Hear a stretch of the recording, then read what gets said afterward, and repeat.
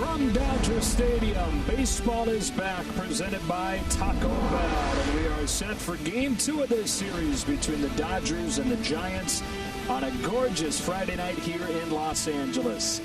Welcome inside. Joe Davis, Orel Hershiser, Alana Rizzo joins us in a moment. So you've got summer camp, very quick build-up, and then the inter-squad games, the exhibition games, and finally last night, wasn't it good to have real competitive baseball back? Dodger Stadium is absolutely beautiful. Baseball is a beautiful game, but it's even better when it's part of a championship season, and that's what we have, the tension between the win and the loss. In this 60-game season, which began with an 8-1 win for the Dodgers last night, it was tight through the middle innings, and then they get that 5 spot in the 7th, and they do it by doing the little things right. Yeah, you do the little things right, no matter if it's your superstars or if it's your borderline players, and I'll tell you what, Mookie Betts joins the Dodgers. We finally get to see him in a regular season game, and Mookie did not disappoint. The little things were there. There are things that you applaud for, there are things you'll give a standing ovation for, and then there are things that you will appreciate. Goes first to third before scoring from third, and look at the time. Mookie is not an average player. He is a way above average player as you look at the speed that he uses on the bases, and then a guy that might not get all the consistent at-bats that he's looking for this year, but with performances like yesterday, 4 for 5, 4 hits, and now 5 RBIs. Kike Hernandez is playing to try and get in and be a regular. And of course, all the talk coming into the day was Bellinger and Betts, and rightfully so, but then Kike does that. It was Dustin May that started yesterday. Today, it'll be Ross Stripling. No Clayton Kershaw, no David Price, Walker Buehler not built up. Ross Stripling got himself ready, and here he is, the second game of the year starter. Ross Stripling is ready. The Dodgers and Giants are ready. One of the great rivalries in sports. Game 2 of this 4-game series to open the 2020 season. We've got first pitch coming up.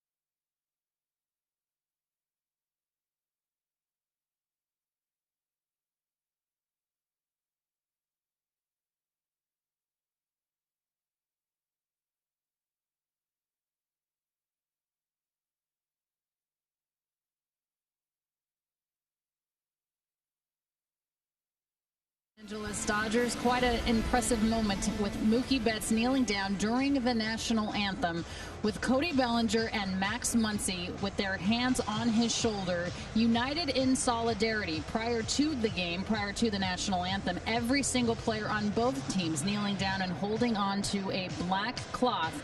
And then during the national anthem, Mookie Betts taking a knee with his teammates supporting that decision. Major League Baseball doing a tremendous thing with the Black Lives Matter movement. Certainly the Dodgers taking part in that as well, guys. Artelana and Mookie saying, you know, it's not all going to be at one time, but a little change here and a little change there, and eventually we'll get to where we're trying to go.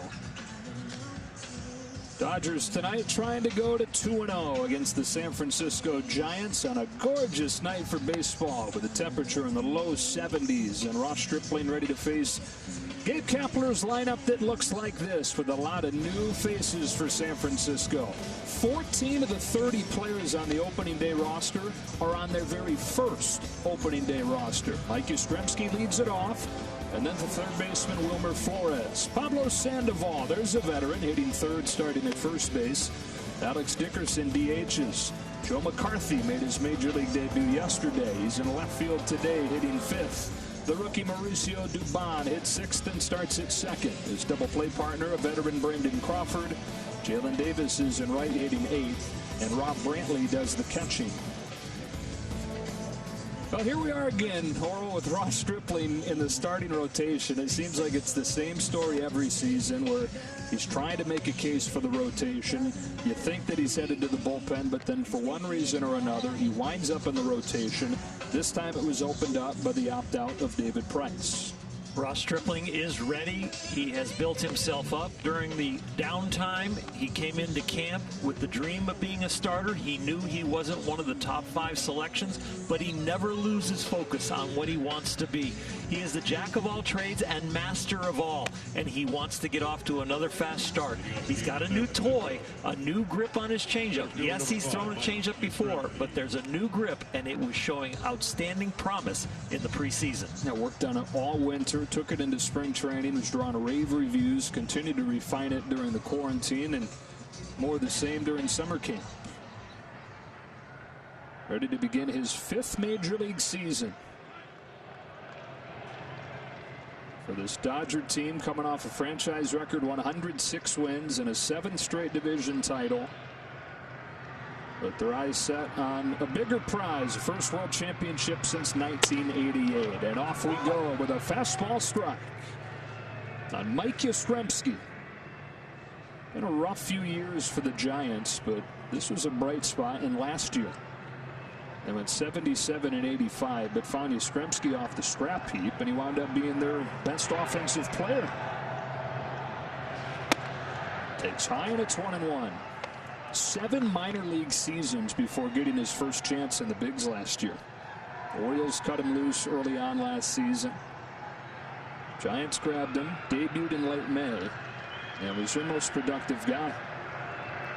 On a 1-1 pitch, he watches a curve miss low, and it's 2-1.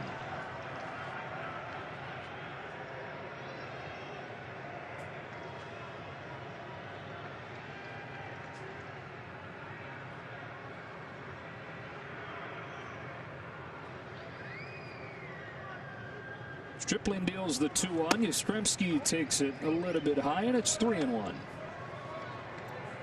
Stole the first pitch strike and then has tried to work the top of the strike zone and missed with an outstanding curveball. Yastrzemski didn't bite.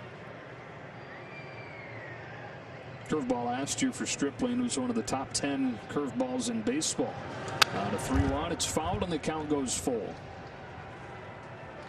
He can get back into counts. He does not like to walk people. From July 1st to the end of the season in 2019, he had the lowest walk rate in Major League Baseball. He's battled through some neck discomfort that really bothered him for much of last season. Still put together another really good year. Here he comes with a 3-2, and Yastrzemski swings and pops it up. Left side of the infield, Corey Seager drifting into short left. He's got it for the first out of the night.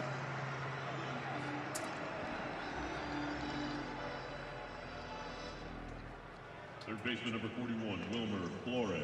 One of the new faces for the Giants, although somebody familiar for baseball fans, Wilmer Flores, the longtime New York Met. Spent last season with the Diamondbacks and then signed a 2-year deal with San Francisco this winter.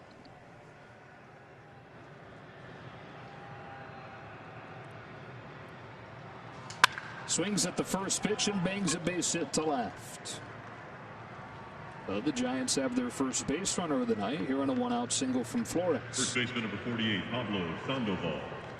First pitch fastball. The league knows that Ross Stripling loves to attack. They also like to hit his fastball. That's the pitch that will give up the damage. The slider and the curveball and the changeup are much better as far as recording outs, but he loves to use the fastball to get ahead. Here's Sandoval. That's something he did at an elite rate last year, Ross Stripling. 6th best first pitch strike percentage in baseball. His first one to Sandoval is hacked foul, and it's 0-1. Sandoval starting at first base. Part of the reason the Giants lineup looks so unfamiliar is not only are there a bunch of new guys, but you had Buster Posey opt out, of course. And then you also have Brandon Belt, the usual first baseman, and Evan Longoria, the usual third baseman, opening the season on the injured list. So Sandoval opening this season at first base for Belt.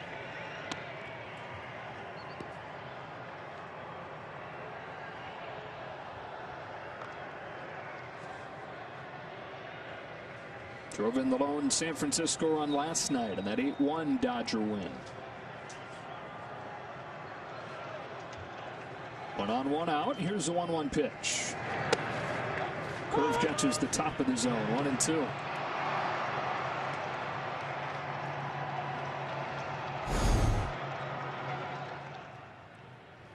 Ross now more of a breaking ball pitcher than when he broke into the big leagues, and especially with 2 strikes. You get a lot of curveballs and sliders. Looks like they're going high cheese, though. At least that's where he first showed the glove, and that is where they go. It's fouled, and we'll do the 1-2 again.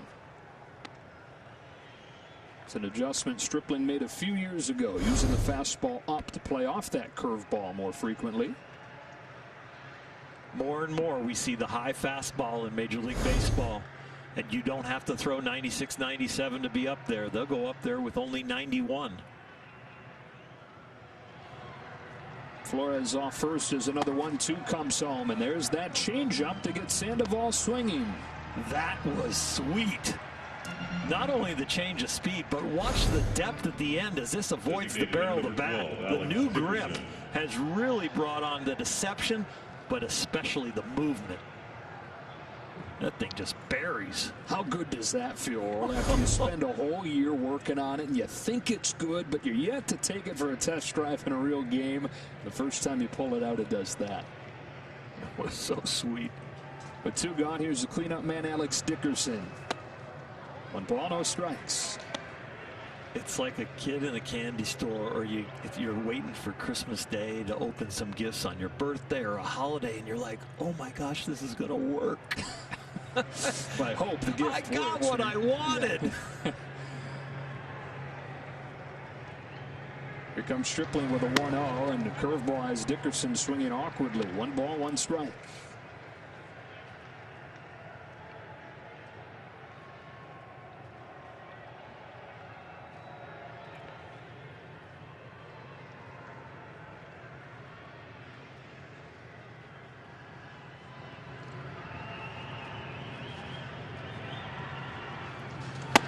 Chases a high fastball, 1-2. Giants chased a lot last night. They sure did, and they left a lot of men on base. They had bases loaded, no out in the 3rd, only scored 1. They had 1st and 3rd, no out in the 5th, didn't score any. They ran themselves out of a few innings where the Dodgers capitalized with their own base running. Went back with a high fastball and got another swing and a miss for strike 3. Mookie Betts to lead off the bottom of the 1st for the Dodgers when you come back. Time for Dodger baseball. Mookie Betts. Rachel Robinson, Jackie's widow, got things going last night. Just turned 98. Making 98 look great, huh? Dodgers ready to bat for the first time tonight. Here's Dave Roberts' lineup. And with the left-hander on the mound, it will be Mookie Betts to lead things off. Muncy hits second, then it's Turner at third, hitting third. And you'll notice the righty-lefty all through the lineup. Bellinger cleanup tonight. Hernandez to the 5 spot. Seager drops down to 6. Taylor gets his first start in left with Jock Peterson doing the DHing. And Will Smith gets his first start behind the plate. Against a familiar foe, but with a new uniform. Former Colorado Rocky Tyler Anderson makes his Giants debut. 30-year-old from Las Vegas delivers the Betts, who fouls it off, strike one. So Mookie Betts, boy, so exciting when they pull off the trade this winter and everybody's fired up to get to spring training and just see what he looks like in a spring training Dodger blue jersey. And then everything happens and we all start wondering, are we ever going to see Mookie in Dodger blue? He flies one to right center field and deep. That sends Yastrzemski to the track to catch it for out number 1. And it was, well, we're going to see him for 100 games. We're going to see him for 80 games. We're going to see him at all. Okay, we'll settle for 60. And as soon as you say, okay, let's embrace the 60. Well, how about 12 additional years through 2032 as Muncy comes up? A dozen extra years, and he hadn't even played a game, a legitimate big league championship game in a Dodger uniform. But what a gift to the city of Los Angeles, to the Dodgers making that commitment, and Mookie making the commitment to the city. Muncy stands in. Anderson delivers a little bit high, ball 1. 13 years, $392 million when you include the rest of his current contract. MVP of the American League 2 seasons ago. Once he can't lay off, and it's 1-1. It was Muncy that hit leadoff in game 1 with Betts hitting second, and it appears that's Dave Roberts' plan moving forward based on the handedness of the starter. I think that Dave really is trying to put the other manager in a bind. Not worried about who do I get the most at bats for, or I'd like to have this guy higher in the order, but that puts righty together or lefty together, and I'd rather spread it out, especially with the designated hitter. This lineup seems endless. Muncy strokes one to right field. That sends Davis back. It's gone. Max Muncy with a solo shot to open the scoring here in the first. Coming off back-to-back 35 home run seasons in his first 2 years with the Dodgers, and he's got his first of 2020 here in game 2. That was a line drive bullet. It was like, is it going to get over the head of Davis out there in right field? Then it was, how far up the bleachers is it going to go? He knows he got most of it, but is it going to have top spin or back spin? This might have even knuckled out. It was hit so hard. It didn't matter how it was spinning. It was going. A lefty homer from Muncy. Up comes Turner, who looks at a strike. Well, we talk about Mookie's extension, but Max signed him an extension of his own this offseason. Pretty remarkable when you consider where he was a few years back. Dodger fans familiar with his story by now. He's pretty much out of baseball. The A's had released him. Dodgers said, hey, why don't you come give it a try again? He was thinking about retirement, going back to school and getting his degree. He signs with the Dodgers and turns into an all-star with a long-term extension. Turner takes high, and he's ahead 2-1. He's got a short season to try and catch Shawn Green and Cody Bellinger. They're the only 2 Dodgers in their first 3 seasons to hit over 100 home runs. Max probably would have done that if he'd had 162 games. It's going to be tough with only 60. That'd be quite a pace, huh? Yeah. It's going to be a lot of little things like that kind of get messed up with a shortened season. Changeup misses. Turner ahead 3-1. You know, the Dodgers have only had one guy ever with 3 consecutive 35 home run seasons. Duke Snider, not going to happen with Muncy. And Turner takes the walk. 1 out base runner. There's a bunch of things like that, though, not just with the Dodgers, but across baseball, where streaks will end. I wonder if you can reword how they categorize it in first 3 full seasons or first 3 full seasons together, and kind of move this season off to the side for some of the records. Bellinger 1 for 4 on opening day last night. Watches this one spin outside, ball 1. Of course, the reigning MVP of the National League,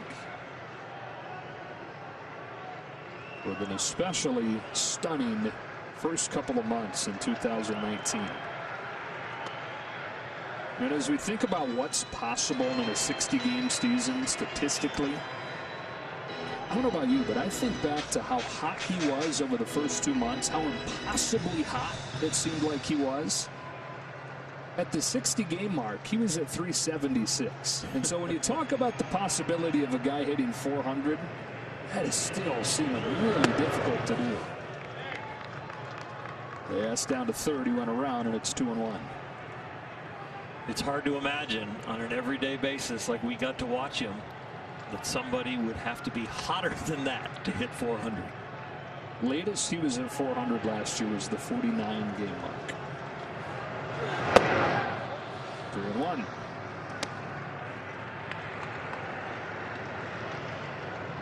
If you're looking for some context what the home run leader may be in a 60-game season, Cody had 20 at the 60-game mark last year. That's back-to-back walks, and the Dodgers are at 1st and 2nd. Starting pitcher, you are out of breath facing this lineup already. You got Mookie Betts, who flies out deep in the warning track in right center. Then you get a Max Muncy home run. Then you walk Justin Turner. Then you get to another count where you walk Cody Bellinger. And now you're facing a guy who had 4 hits last night. And drove in 5 from Kike Hernandez, becoming just the second baseman in baseball history to have 5 RBIs on opening day. Joining Joe Morgan, did it in 1978 with the Reds. Kike said 2 dudes with great mustaches raking. I don't think Joe had the mustache during the playing days, though, did he? Maybe later. That's strike 1. I know he had the chicken wing working when he was up there flapping that back elbow before he'd rake. The 2 stances I remember from that generation the most was Willie Stargell with the buggy whip as he whipped the bat around as he got ready to hit, and Joe Morgan with the chicken wing. Chicken wing. And you'd always mimic those kind of guys, the guys that have the rare stance. As a kid, when you love baseball, you just want to mimic those kind of stances. That is lifted down the line to left. And will curl foul. Quickly 0-2 on Kike, who said he started to grow a mustache when he was 15 or 16, but it was just like 9 or 10 little blonde hairs at that point. And this is by far the best mustache he's ever grown. That's his opinion. I think it looks pretty solid. Especially when you consider where he came from. 9 or 10 blonde little whiskers to that.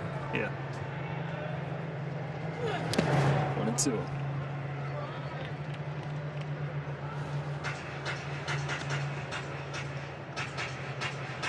And his intra-squad team swept Justin Turner's intra-squad team, and they brought out the broom, and he was sweeping home plate in the final innings of it. That was really funny. And the broom kind of looked like what's on Kike's upper lip. Gosh.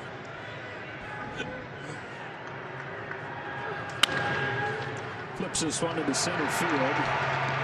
Yastrzemski's there. Turner will hang on, and there are 2 out. You're talking about summer camp. Nobody was hotter during summer camp than this guy right here, Corey Seager. It seemed like every time he was up there, he was hitting a line drive on the first pitch that he saw. Had a double on opening day last night, and here he is with 2 on and 2 out.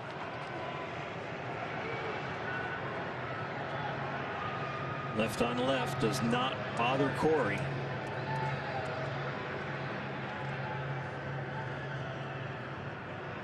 He stays in there as good as anybody. Most aggressive of the Dodger hitters, especially on the first pitch. Goes after it here. Ground ball right side. Diving stop by Crawford to smother it, but he won't pull the trigger. And an infield single for Seager to load him up.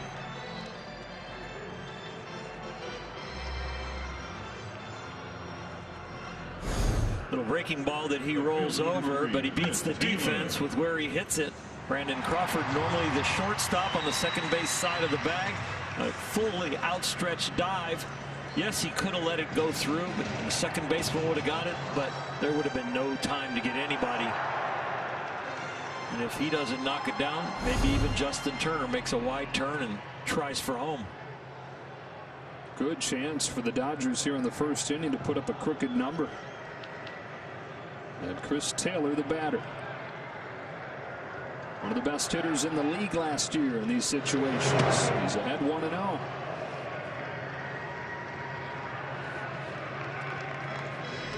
Guys trying to find silver linings and baseball going away for a few months. I think for Chris, that he was kind of banged up in spring training. Hurt his forearm on a check swing one of the first days of camp, and then he came back and got hit by a pitch on the shoulder. That put him back on the shelf.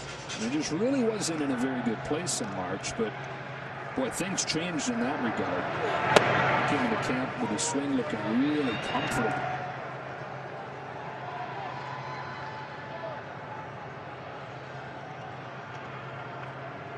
He's looking for rhythm all the time, and those hands are really his trigger. Different athletes talk to different parts of their body, but for Chris, when his hands feel like they're right and in the rhythm, that's when he's feeling good. On a 1-1, takes inside ball 2. We've seen Cody Bellinger mess with his stance early in camp, and we've seen him kind of slowly gravitate back to what he used last year. He was closing off, kind of having the back hip ready to launch and the front hip ready to stay closed. Well, Chris Taylor is looking for that same stance that he's always had, but really just looking for the feel. Hits one sky high to left field. Tyler Anderson, despite throwing 25 pitches in this first inning, will limit the damage to 1. And a solo shot from Max Muncy. 35 home runs each of the last 2 years. He's got his first of 2020. And the Dodgers have a lead after 1. And the Dodgers have the early lead, and it's time for the Taco Bell take. We need for a W. Ross Stripling to have his breaking stuff. He hasn't thrown much of it yet, but we did see that outstanding changeup. Had the offense click early. I think Max Muncy got notice of that one. And then the bullpen performance. 4 guys last night did the job. And we really haven't even got to the bulk of the key ingredients of the bullpen. I tell you what, so far we're off to a good start. Joe McCarthy leads off this second inning and fouls off the first pitch from Stripling.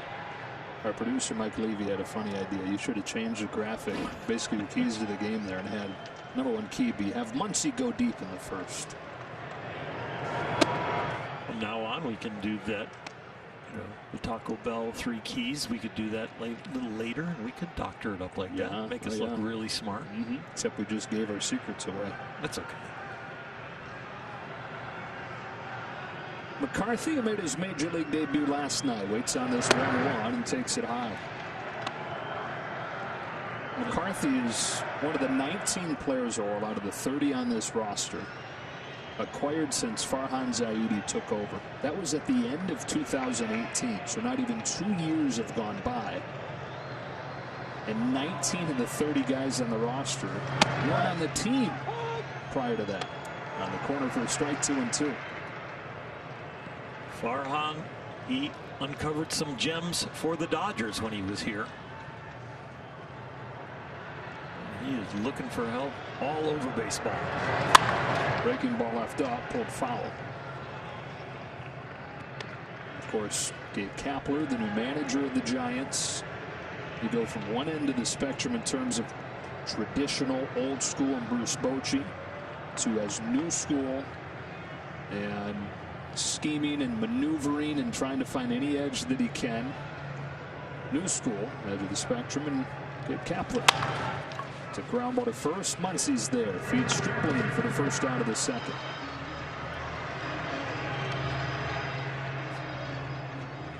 And it's not just Kapler taking over for Bochy. There's no Madison Bumgarner. First time in more than a decade that's been the case. No Buster Posey with him opting out. Mentioned Belt and Longoria both on the injured list. In fact, the man on deck right now, Brandon Crawford, is the only guy in last night's starting lineup that was also in last year's opening day lineup. Here's the rookie Mauricio Dubon. First pitch curveball on.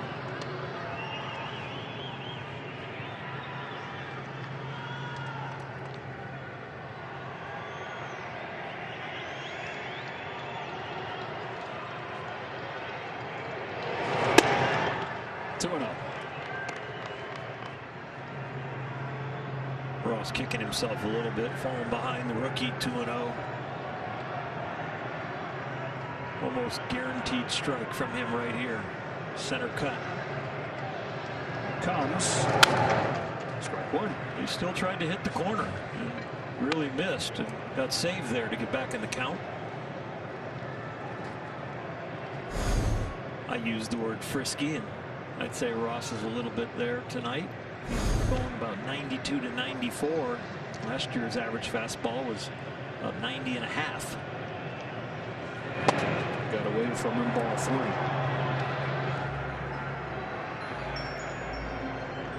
During this downtime, a lot of these guys hit the weight room. Wasn't as much baseball activity. Got stronger. That's been one of the things in Ross's career that he's always been trying to do, is get stronger. Got some more help there, didn't he? He hasn't thrown a strike, but he's got a full count. Now time to make him pay.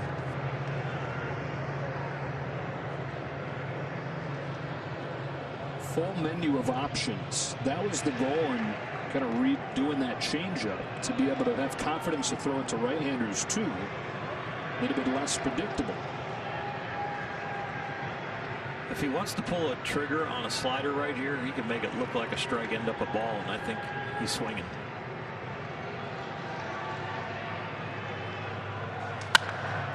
He did.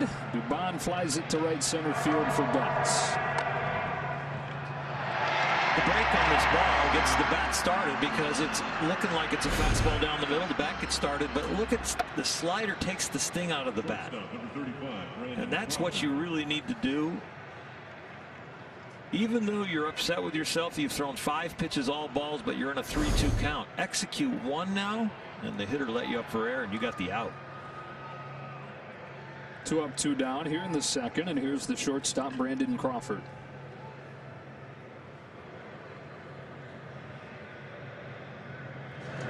There's the starting shortstop for the National League in the All-Star game in 2018. But from that point forward, he's been one of the worst hitters in the National League. He's had stretches where he's been particularly hot, but you put it all together, and the numbers are not pretty. Nice looking change, 0-2. 2 for 3 with that pitch. 2 outstanding ones, and then one in the at bat before, left one up. It's got some teeth to it.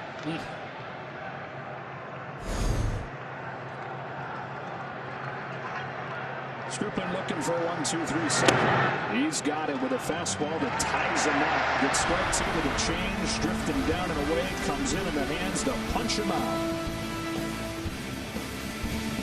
Price, he tweeted that it was tough watching opening day from the couch last night, but fun to watch the Dodgers score 8 when they didn't even swing it well. Going to score a lot of runs this year.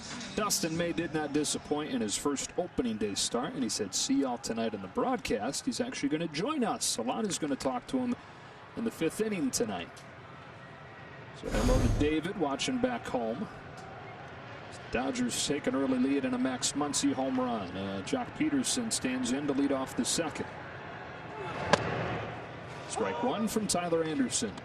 A rare start here for Jock Orel against a left-handed pitcher.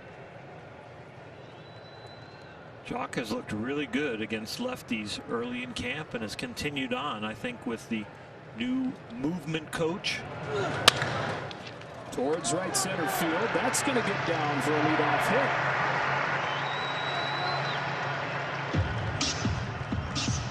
Jock feeling stronger and more in balance. Feels like his body is in a good position as he goes into his swing and then lands with that front foot.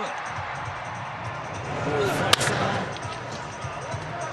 And with doing that, he doesn't have to open up as quick, and he can have confidence that he can stay in against the lefty and still get to the ball and attack it. Will Smith comes up. Same thing really as Chris Taylor, right? In that the delay was kind of a silver lining for him, and that he was not even playing during spring training because of some hip and oblique soreness.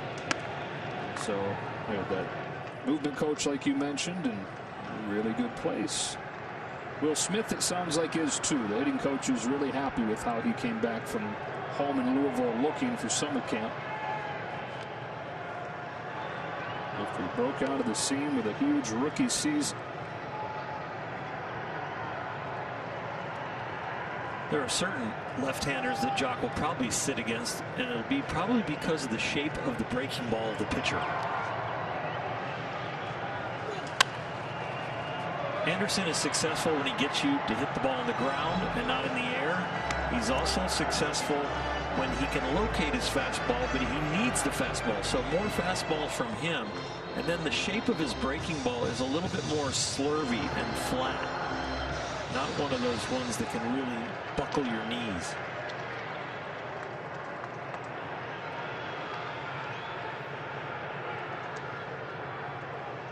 Has Smith in an 0-2 hole.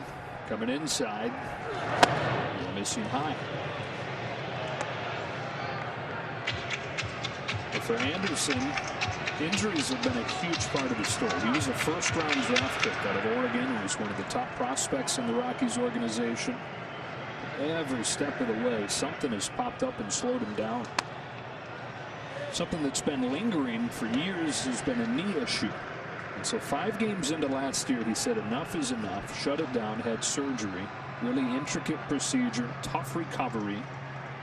But it fixed what had been bothering him for years, and for the first time since early on in his pro career, comes into this year pain-free.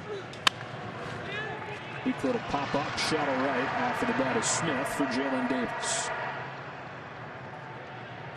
Baseball is back. The MLB app is the only place to get all your baseball action, in-game video highlights, live pitch-by-pitch, breaking news, player updates, stats, leaderboards, standings, and much more. Download the MLB app today, the #1 app for live baseball. Mookie Betts was asked during spring training, do you feel pressure? Being the prize pickup in that deal, coming to Los Angeles, trying to help him get a world championship, and he said sure, but I try to channel it right. Yanks this one to left for Joe McCarthy and puts him on one pitch here. He said he wakes up every morning and he tells himself, I gotta be great. That's how he tries to channel the pressure. As Muncy comes up, having homered his first time. We look back at it on StatCast, powered by Google Cloud.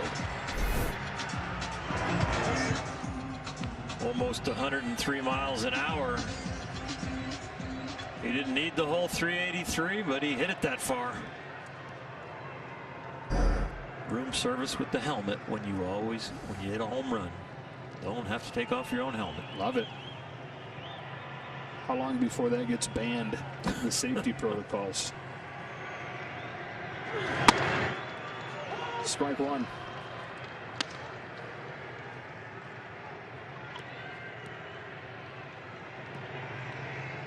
Guys are still working on their new celebrations. Glove taps instead of high fives and the handshake line after the game. Some teams have done like toe taps. It'll be interesting to see what comes out of this and sticks. Yeah, kind of like the invention of the high five and the low five. We might have an invention of some celebration that sticks. Yeah. Bows. Throw the bows. Oh, yeah. Yeah. Hey, Bose. How you doing? That?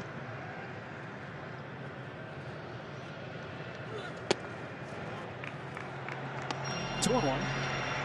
Glenn Burke. Inventor of the high five. See, I thought See, this is going to be something that we might have to bring Alana in on. I always thought it was Dusty Baker. Well, it was with Dusty Baker. Okay, there we go.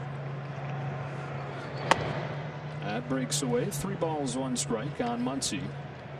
Dusty was my manager when I was with the Fred Giants, so I spent a lot more time, and Dusty was a veteran with the Dodgers when I was a minor leaguer trying to come up, so I always heard the story about Dusty. Final day of the 77 season, Dusty hit his 30th home run to have the quartet of 30 home run hitters, and his prize was the very first high five from Glenn Burke as Muncy takes the walk, and they're first and second with 2 out.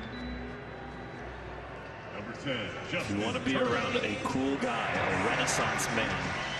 You hang with Dusty Baker. Here comes Turner. And here comes Gabe Kapler. Now a word from Arco. Arco, quality top-tier gas for less. Early hook or the new normal in San Francisco. Gabe Kapler takes it from Tyler Anderson with 2 on and 2 out in the second. Premieres of Backstage Dodgers. First, Mookie Betts is mic'd up for a workout with the new squad. Then follow the guy on the mound tonight, Ross Stripling, as he competes for a starting spot. I guess he won one.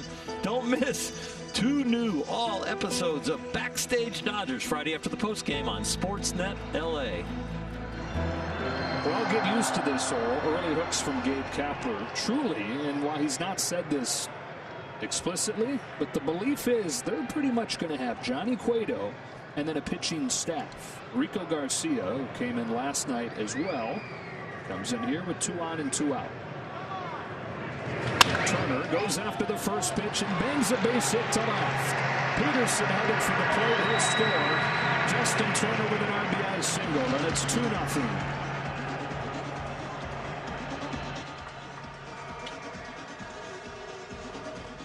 Justin had never faced Rico Garcia. The only guy on the Dodgers that faced was Mookie Betts, believe it or not. And Justin Turner didn't care if I've never seen you before. I've got the scouting report. You got to throw it over the plate like Nomar Garcia Parra says. And it came over the plate, and he stroked it to left. So Turner has an RBI in each of the first 2 games. And a 2-out chance for Bellinger.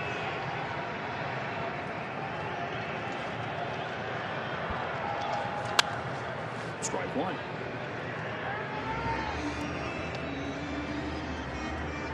Cody's going to see a fastball, a curveball, a changeup. 3-pitch mix out there, and he attacked the first fastball just like Justin Turner, just didn't square it up. Out of those 3, Garcia's known for his change. And his major league debut last year with the Rockies and picked up by the Giants this offseason. Fires an 0-1. Bellinger watches a change for a strike.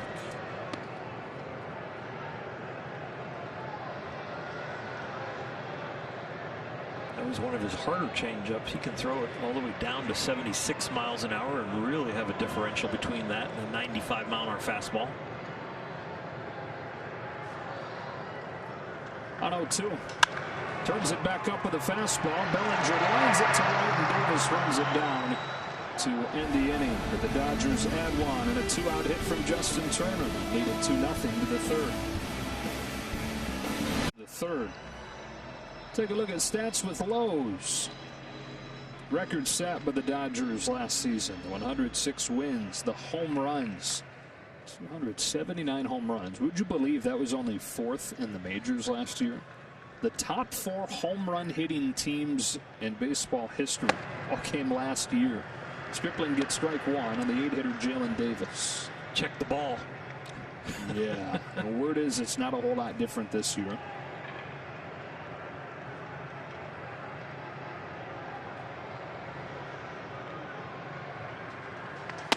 Davis, the hitter here, is a guy that enjoyed the run-scoring climate last year, the home run hitting climate last year. He had 35 of them between AA and AAA. He was acquired at the deadline from Minnesota.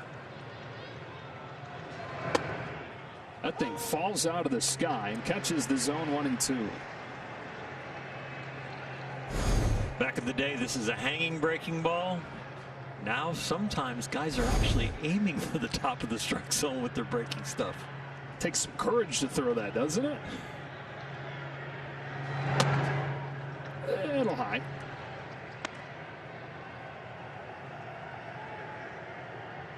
Bob Uecker's back in the booth. Uh-huh. That's awesome. Thinking about that just a bit upstairs.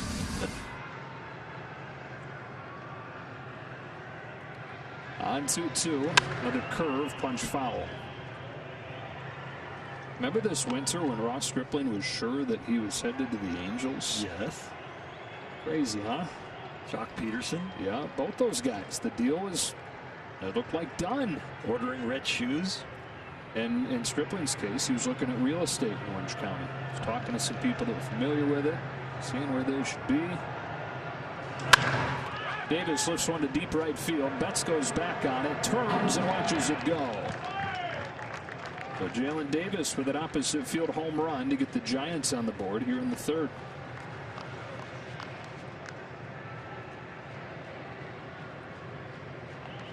It's a good piece of hitting. Stayed on the fastball, didn't try and do too much with it. Got the barrel on it, drove it the opposite way. Trying to go a little higher up where the data probably says there's more outs, but this one gets pulled down and near the middle of the plate. And Ross paid for it.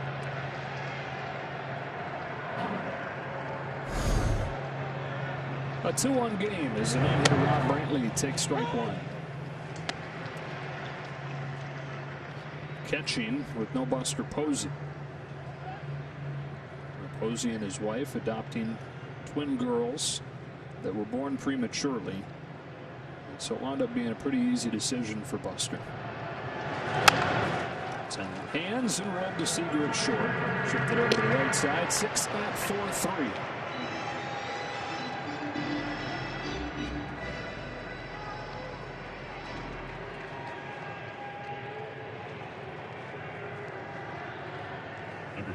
Mike Yastrzemski. Back to the top for Yastrzemski. Might be saying, wait a minute, I know that name. And yes, he is Carl's grandson.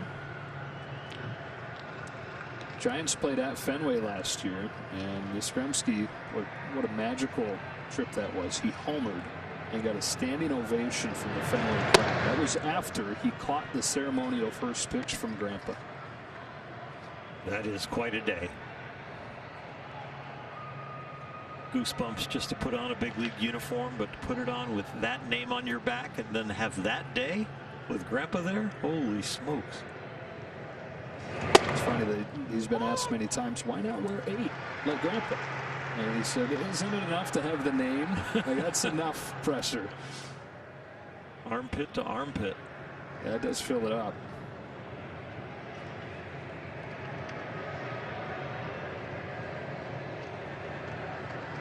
And a 1-1 from Stripling. He takes a very high strike, and it's 1-2. Stripling attacking a spot that Yastrzemski was susceptible last year. He was one of the best off-speed hitters in the National League, but swung and missed at high fastballs at as high a rate as anybody. And that is where more and more pitchers are going. Here comes a 1-2. It was the changeup, but you know what? You know that he's a good off-speed hitter, so if you're going to keep him honest and still throw the off-speed, you want to throw it in a very tough place to hit, try and make him chase. So I understand why that one was in the dirt. You can't just totally abandon a location or a pitch because that's a guy's strength. You've got to keep him honest, but you've got to make good pitches with it. 2-2. Fastball is in. Yeah, you got to find that balance, right? As a pitcher, how much do you pitch to your own strengths? How much do you attack the hitter's weaknesses? Exactly. And really, one of the reference points to make that decision is the count. Because he was ahead when he went with the changeup, and then he bounced it. He had room to throw a ball. On 3-2. Got him swinging. Not sure he wanted the changeup there, but he'll take the result. He got the elevation that is the hole, and the off speed, which is the strength of Yastrzemski. And I don't think he wanted it there either, but that tells you how good the toy is feeling in his hand, that he'll go strength against strength with his new pitch. 2 gone here in the 3rd, and up comes Wilmer Flores, who singled his first time.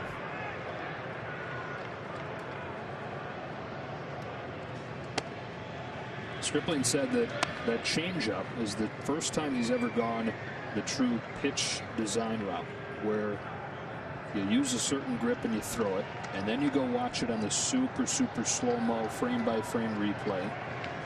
You check the metrics. How did it spin? How did it move? You throw it again. You go check it again.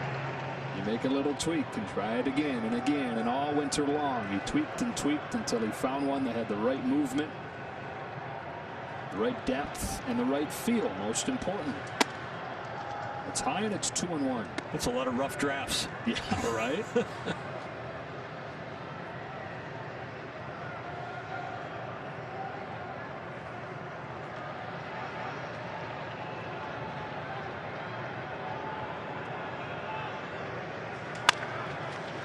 Rolled to 3rd for a charging Turner. Throws on the move. Muncy comes across the bag, and Flores is safe.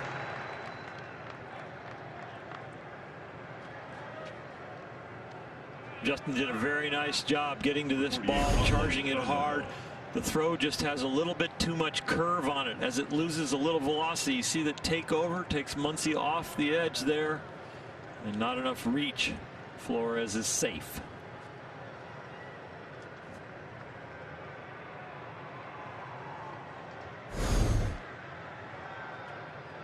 Still waiting on the ruling. We don't get that immediate announcement in the press box of the ruling. Scorekeepers aren't actually in the ballpark. Pablo Sandoval with 2 gone. Fouls off a curve. I think they're probably safer that way. Yeah. From the players when they call it against them. Yeah. Was it Milton Bradley that once went to the press box to? Really? Or maybe that was after a broadcaster.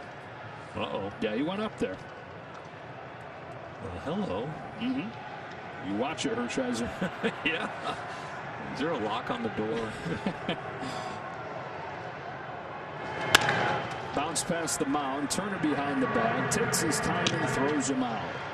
Giants get on the board and a leadoff home run from Jalen Davis. Stripling and the Dodgers up 2-1. Bottom of the 3rd, joined very kindly by manager Dave Roberts. And Dave, Ross Stripling out there wanted to work in that changeup to an actual game. What are you noticing from that, particularly with the movement and depth? You know, the movement's been good, depth good. You know, his fastball command, you know, for Ross, it's a high bar, just not what it normally is. Left that one over the plate to Davis. But I think he could use his change a little bit more tonight. But the breaking ball looks sharp, and he's going to compete like he always does. And you were predicting that we were going to see a lot of openers with the San Francisco Giants. It seems to be their mantra. Your thought about Tyler Anderson just going 1 2/3, and now you're basically dealing with the relieving corps. Yeah, you know what I think for us, we're getting free looks. You know, we're already through their 3rd pitcher into the 3rd inning, so we know Gausman a little bit. He's going to give him a little bit more bulk. But I like our guys. They're taking good at bats, considerably better than we did last night. So I love where we're at right now. Yeah, I don't think Max Muncy's going to get 35 home runs this year in a 60-game season, but off to his first one this year. He gives you a professional at bat regardless of where he's hitting in the order. No, he does. He just left-handed, right-handed. It doesn't matter. He towed it a little bit, didn't get all of it, but still hit it out of the ballpark. And you know, we had a couple chances to blow this thing already open. I thought CT had a really good at bat. Cody that last inning, so we're in a good spot. Thank you, Dave. All right. All right, Alana. Kike Hernandez leads off this inning. Fouls back the first Kevin Gausman offering. Kike fly to center his first time. Gabe Kapler has said that he looks at the bullpen in kind of 3 buckets. Up and down guys, which would be, you know, you'd go a couple innings. Sprinters, which would be guys just to finish off an inning. And then somebody like this, Kevin Gausman, who would be a bulk inning guy. But Kevin Gausman typically is a starter.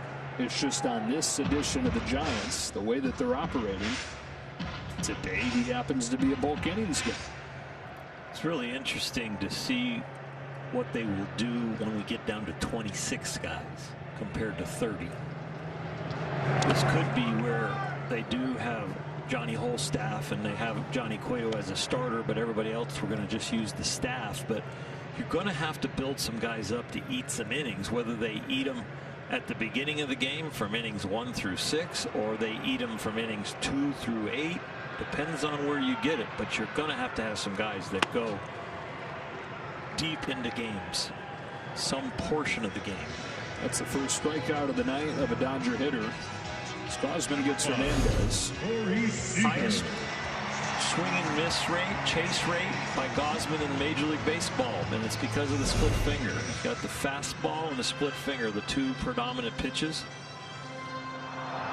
People attack him really early. Batters last year hit 500 on the first pitch. They don't want to get to that split finger. Speaking of the first pitch, look who's up. Yeah. Singled on the first pitch, his first time up. And slices the first pitch here to the gap in left center field. He is 2 for 2 with a single and a double. 2 pitches, 2 swings, 2 hits. Gausman went right to the split finger, had him out front slightly, but you're not going to get Corey Seager that far out because his spray pattern is from left field around to center. When he pulls the ball, it is a lot less often. And you watch him be slightly out front, but he's still got plenty of back left. Another mile an hour or 2 harder on that split finger, and it's a home run.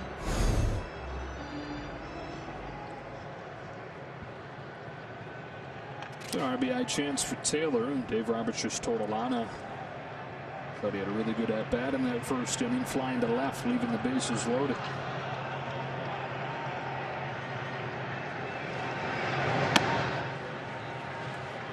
He crushed a home run during exhibition play earlier this week.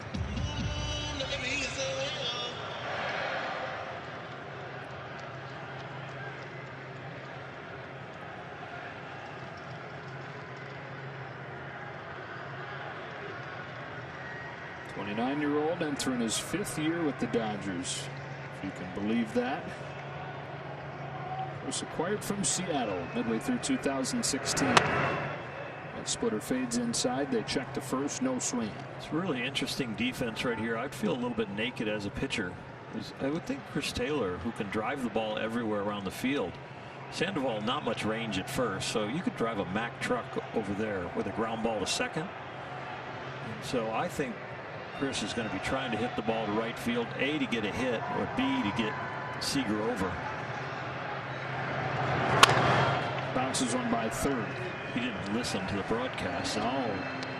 Thank God they got the crowd noise pumped in, or he may have no choice but to listen to us.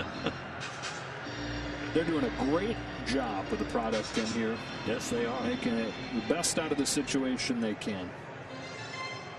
Between Dieter Rule, PA voice Todd Lights, DJ Severe, and the crowd noise, and the cutouts. Doing everything they can to make it as close to normal as possible. Splitter again, lays off again, ball 3. And we talked about it during the exhibition.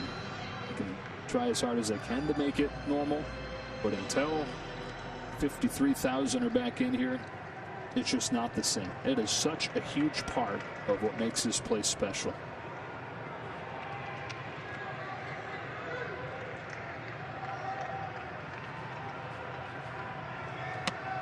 That's a walk for Taylor.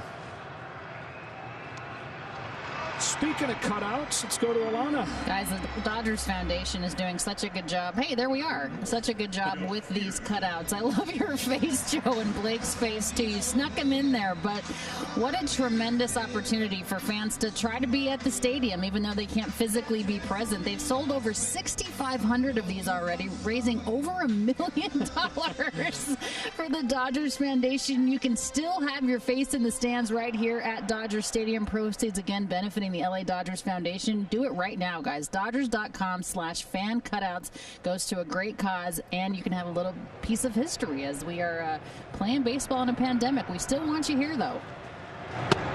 Jock Peterson, ball 1. And we're going to talk a little more about it later, but I think you can now get your dog a cutout. I think you can. I think sponsored by Lucy Pet. Nice. Peterson at a base hit his first time, lefty against the starter Tyler Anderson. And now facing the righty and Gausman. I just thought of something we should do. What should we do? We need to create a contest for the best cutout. I like it. And top 5 with some prizes, and we go around, or we get the players to go around and judge. I thought you were going to say we give the cutout their prize. No, we could do that too.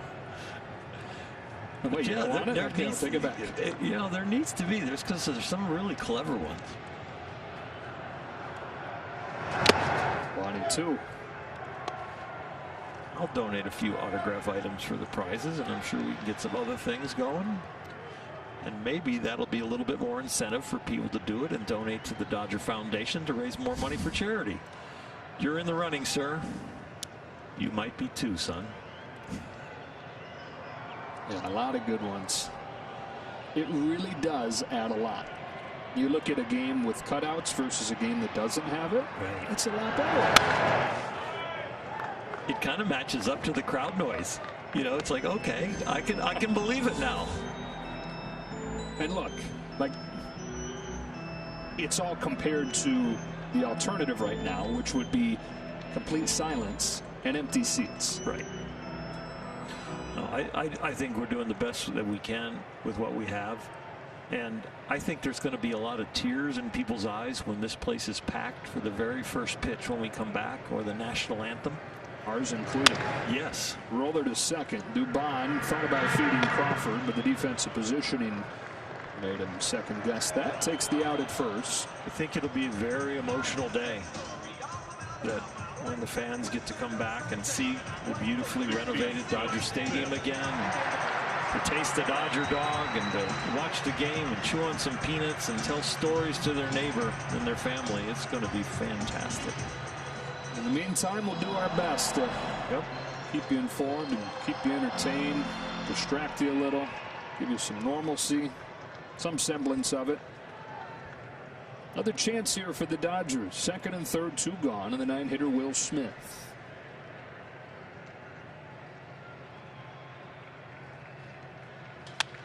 Grounded to third. That is stabbed by Flores. Bullet of a throw to get him. And the Dodgers strand a couple more. Missed opportunities in the early innings, but still a 2-1 lead.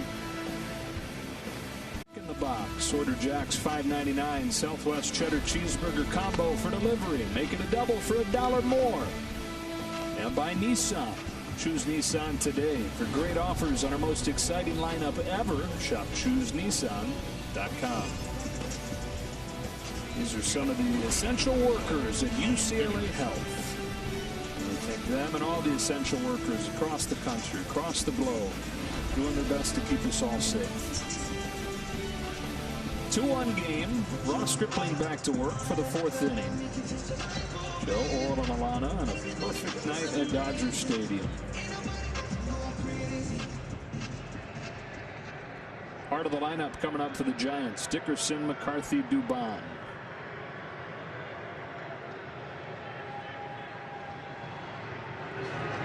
Starts him with a curve, drops in for a strike. Alex Dickerson missed 2 full years. They call him Grandpa.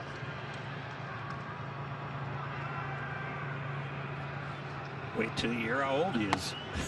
74. Doesn't he look young? Kidding, he's 30, but he missed a full year following back surgery. Came back from that, and then his elbow gave out and missed a full year following Tommy John surgery.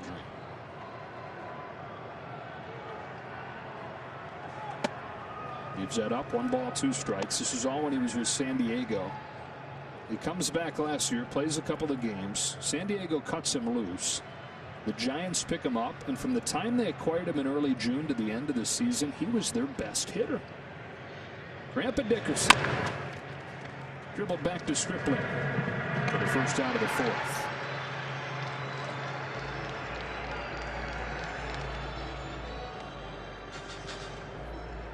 Number 70, Joe McCarthy.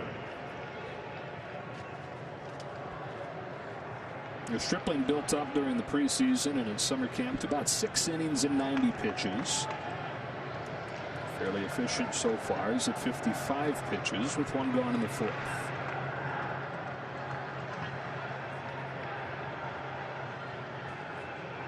First one to Joe McCarthy. A change for strike 1. Using everything, isn't he? He sure is. And when he has his sharp location, he's struggled in a few innings here and there. But Ross is such a competitor, especially when people get on base. He's one of the best at getting ground balls and getting people out with runners in scoring position. There is traffic. Ross Stripling is at his best. Yeah, a year ago, he was the 2nd best pitcher in baseball with runners in scoring position.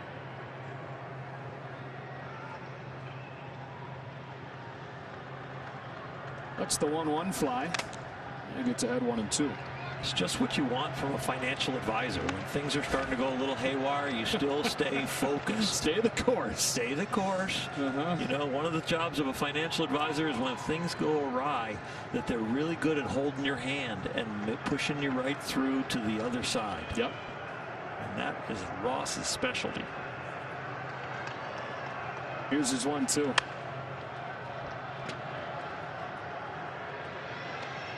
A word from Jack in the Box. Try my $5.99 Southwest Cheddar Cheeseburger Combo and make it a double for $1 more. Order now with no contact delivery. Ross at this point has about 20 clients. Manages around $10 million in assets. I hope nothing's going on in the market right now. He's pitching. A 1-2. And he got him swinging. 2 up, 2 down in the 4th. And Stripling gets his 5th. Up the ladder, he has used the elevated fastball. These Giants have not been shy about chasing it.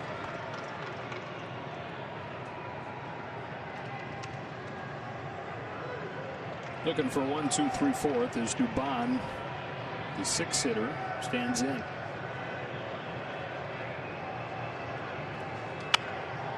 A little pop-up on the first pitch that he throws, and a breezy 4th for Ross Stripling, pitching with a 2-1 lead. Now through August 3rd, customers can score free MLB TV at T-Mobile.com/MLB. What a night, huh? It is. Again. Mookie leads off this inning and takes strike 1 from Kevin Gausman. That's his 0 for 2 tonight. Fly to the warning track his first time, and then line to left.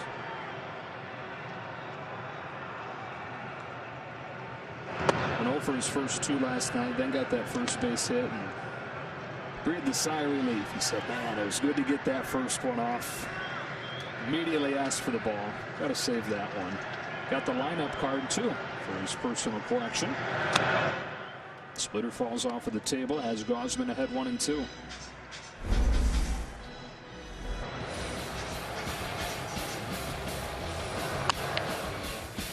It wasn't a cheapie. Nice solid line drive. Pitcher comes from the land down under, and he got his base hit. Jumps out to Crawford.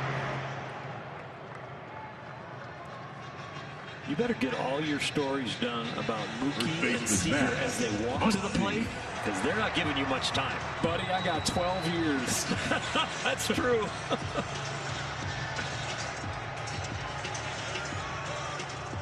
But yeah, both Mookie and Seager uber aggressive tonight. Muncie's been on both times. He homered in the first, he walked in the second.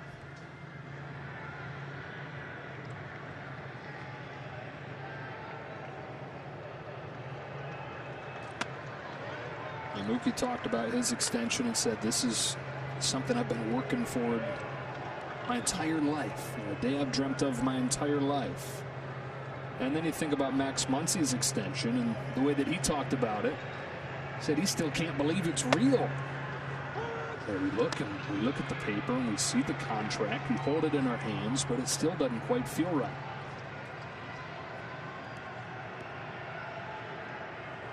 Said, though, that it helped him feel like pressure lifted off his shoulders. Even though he had broken in and he was a guy now, clearly, he still wasn't entirely comfortable in that spot. Didn't feel totally secure yet. And so to have that contract, it was a big deal for him in terms of feeling like, okay, maybe I have made it. Not going to relax. Maybe I can breathe a little. 2-2. He'll breathe easier on the 1st and 15th. That'll help. Maybe not on the field. Maybe not grinding it out in BP, or if you make an error and get booed a little bit. But it does relieve some pressure, that's for sure. It is surreal. I don't think anybody grows up thinking someday I'm going to make north of $20 million a year or north of $15 million a year.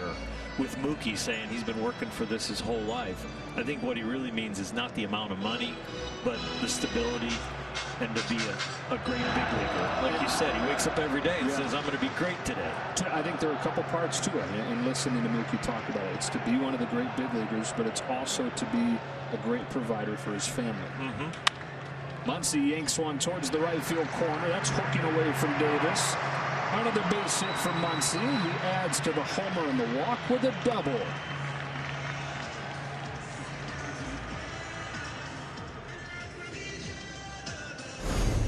Third baseman Justin Turner. Split finger. Muncy out in front. Corey Seager was out in front of an off-speed pitch and drove it the opposite way. Muncy out in front of an off-speed pitch and pulled it. Both got doubles. So yet another chance for the Dodgers here. They've stranded 7 through 3. And lead it just 2-1.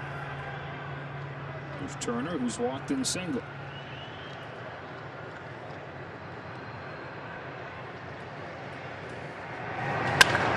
Goes after the first pitch, down the line to left, a base hit to the wall. Muncy can walk home as Turner coasts into second with a double. Back-to-back doubles, and they lead it 3-1. Have a day, Justin Turner. Base runners all over your score sheet if you're keeping score at home.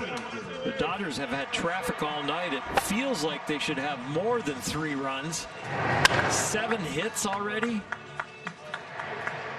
And this one you score easily on as Muncy jogs home.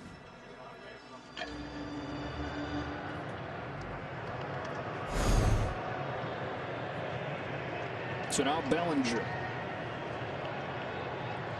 There are just no breaks. Bouncer to second, Dubon. 2 out.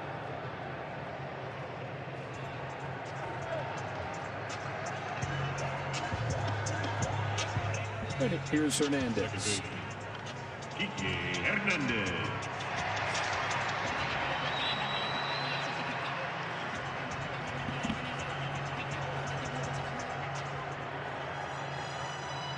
Kike flied to center and struck out.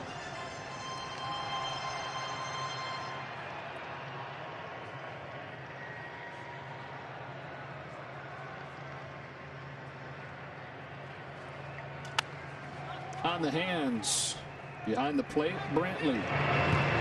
That's that for the Dodgers in the 4th. Back-to-back doubles from Muncy and Turner have them in front 3-1. David Price going to join us on the other side. Stadium. Dodgers with a 3-1 lead here in the top of the 5th inning. I'm very privileged and happy to be joined by Dodger left-hander David Price, who earlier this month had opted out of the 2020 season. But David, that certainly does not mean that you are not paying attention to what your club is doing. I know you watched last night. I know you're watching right now. What has that been like for you, kind of watching from afar?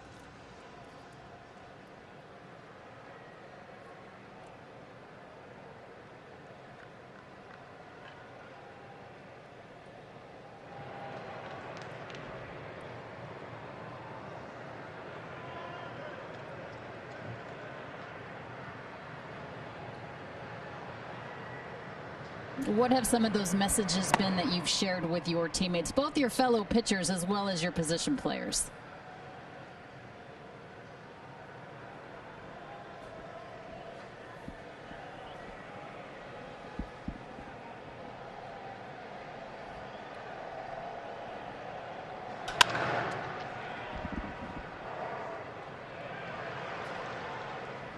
Brandon Crawford there with the single.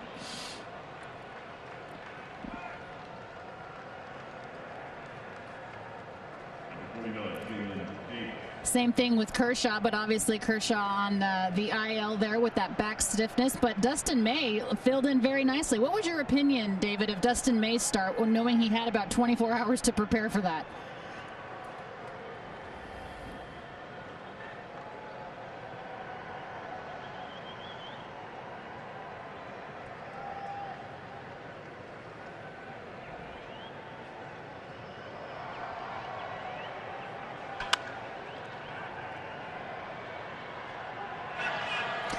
Yeah, your friend Mookie Betts getting the out there for the second out of the first out of the inning. And you know, you've known Mookie a long time, obviously. And what was your thought when you saw him sign that long extension? And second part of the question too, David, is the thought about him taking a knee during the national anthem, but the support he had from your teammates.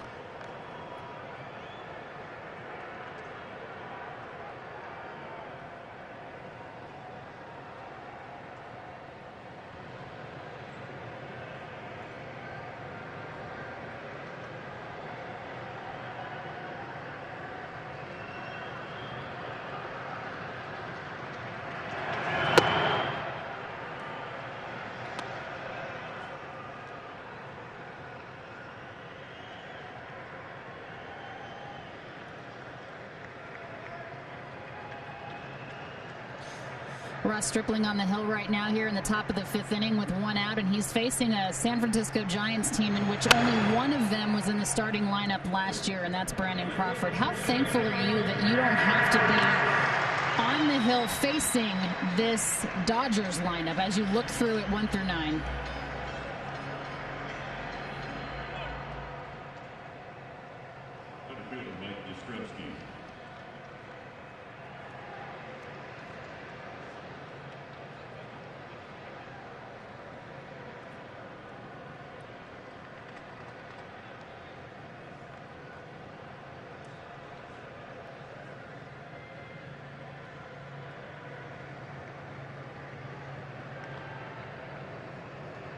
David, your teammates miss you. The fans wanted to see you pitch, but everybody respects your decision. How difficult of a decision was it for you to opt out of 2020 and your first year as a Dodger?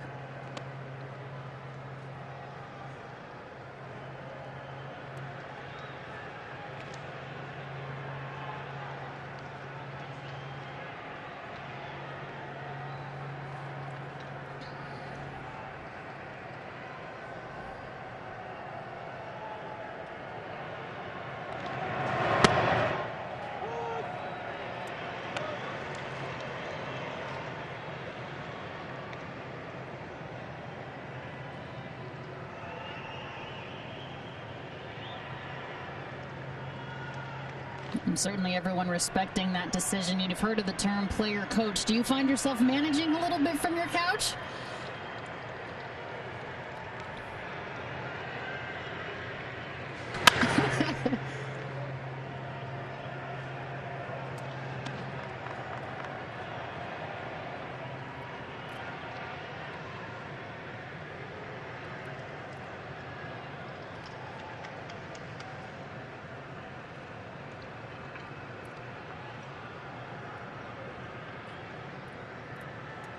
Do you watch the game in a different way when you're not at the ballpark? Do you see things differently, or perhaps see things you wouldn't have seen when you're so close to the action?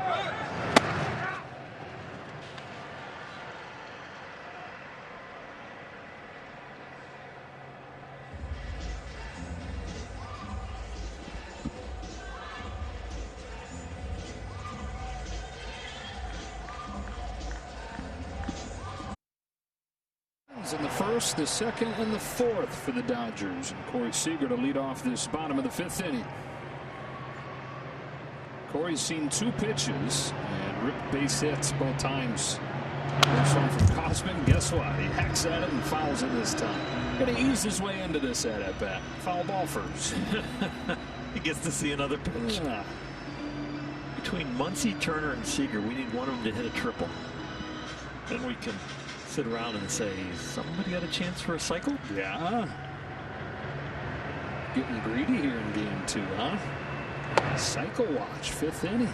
You know what? I think we're going to have a lot of them on this team. You know, a lot of teams, you're just looking for that one guy to get hot and hit for a cycle or have a shot at it.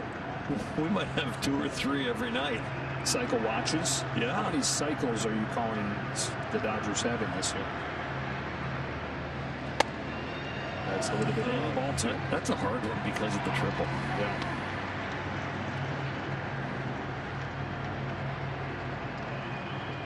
Once he's got the wheels to do it, Justin might need a carom. Cody Bellinger and Mookie Betts for sure would be the favorites. On the hands, deflects off Gausman. Corey Seager is 3 for 3. He's in the MVP race now. Well, he was predicted to be in it by several people that have watched him over these last few weeks, including his manager Dave Roberts.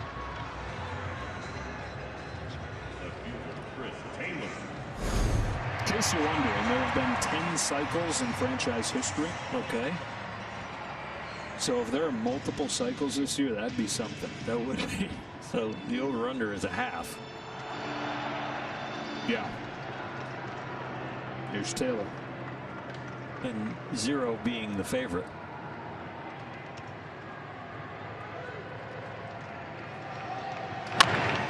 Bounced along third. Taylor can really run. Flores going to have to throw quickly, but he sails it in the collision at first between Sandoval and Taylor.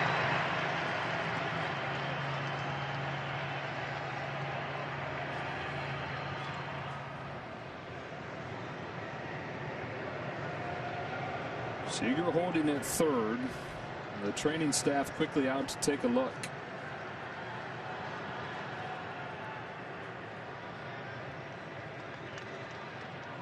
When we watch the replay, I'm going to watch to see what happens with Chris's head here. Does it hit the ground really hard? Or is he just, the body is shooken up? That contact there, and then, yeah, falling backwards without bracing yourself.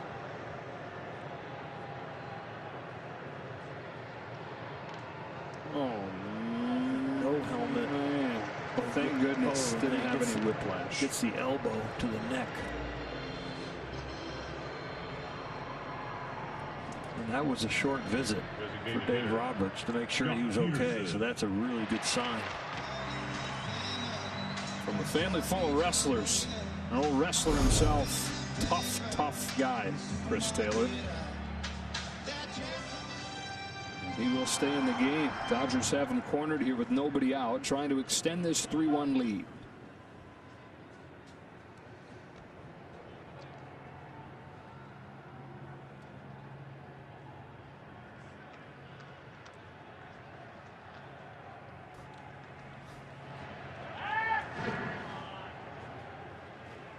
Man, kick a guy while he's down. I know. Seriously.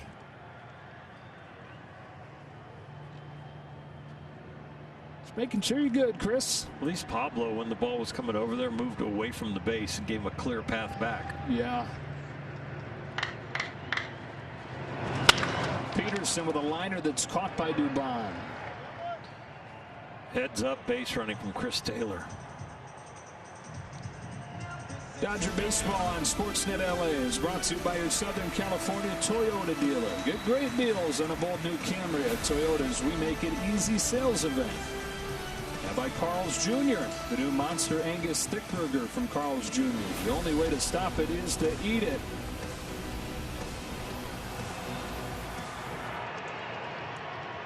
Now the story in this game becoming missed opportunities for the Dodgers. They lead 3-1. But they have stranded 8 through 4. First pitch splitter taken in the dirt, ball 1.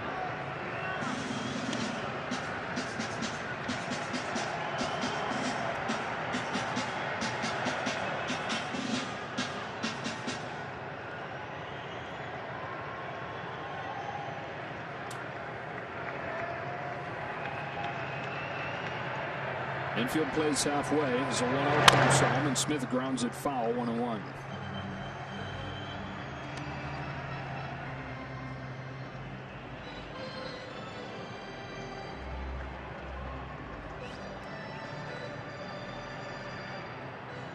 Already 9 hits in this game for LA. Smith looking for his first. Every starter yesterday got a hit. 7 out of the 8 runs, 2 out RBIs. They're looking for a 1 out RBI right here. Good pitch, 1-2.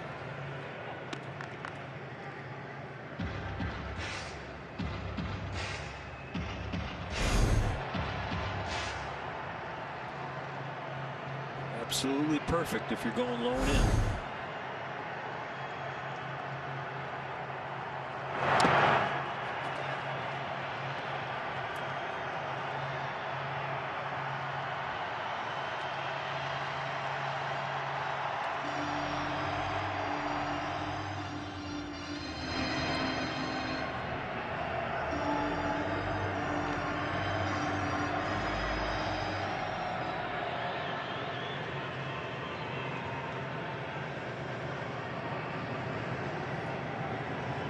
Two on, 1 out, 2-2. Takes that splitter in the dirt, and he seems to be seeing it really well out of the hand. No flinch, neither of the last 2 splits.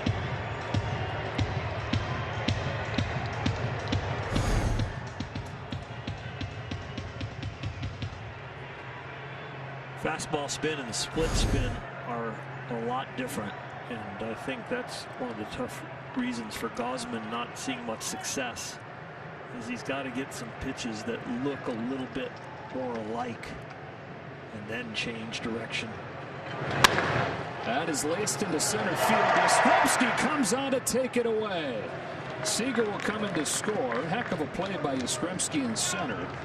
But an RBI for Will Smith that makes it 4-1.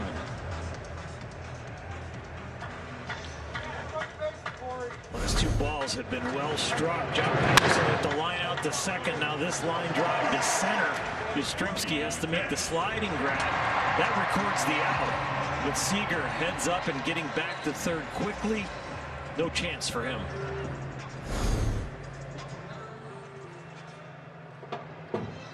First RBI of the season for Smith. And a 2-out chance for Betts. 0 for 3 tonight.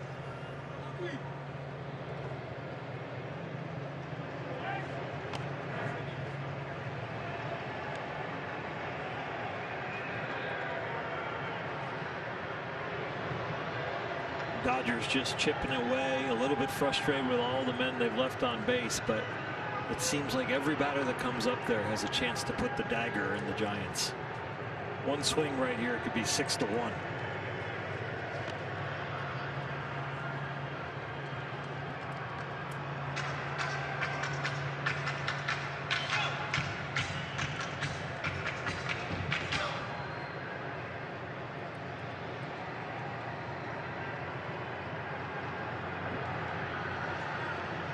Good lead for Taylor.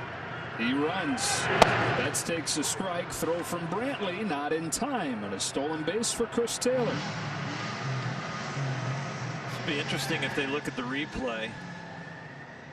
The throw looks like it's in time, but up the line. And did Chris get tagged on the hip before he touched the base? It looks like they're going to take a look. That's a very nice shot right there. Don't we have the best camera crew and production crew there is? Yes, we do. They are a complete part of the team that makes us look good.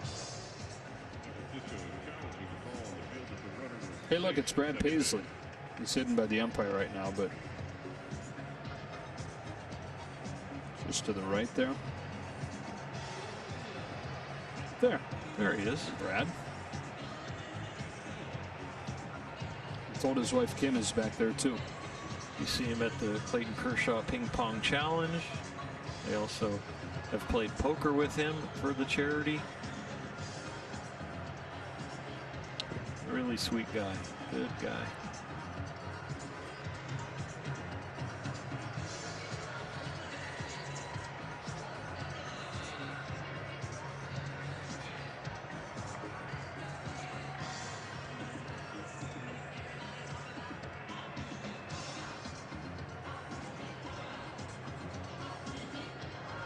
Well, that first great look we had, I think they're going to overturn it. He's going to be out. Yeah. Normally you'd have 3 and 4 and 5 looks, but right now with the social distancing and the safety rules, there's much fewer cameras here at Dodger Stadium to capture the play for not only the home broadcast but for the road broadcast. All right, so it is overturned. Taylor is out, and the 5th inning comes to a close. Dodgers put up another tin soldier, lead it 4-1 to the 6th. Ross Stripling pitching with a 4-1 lead.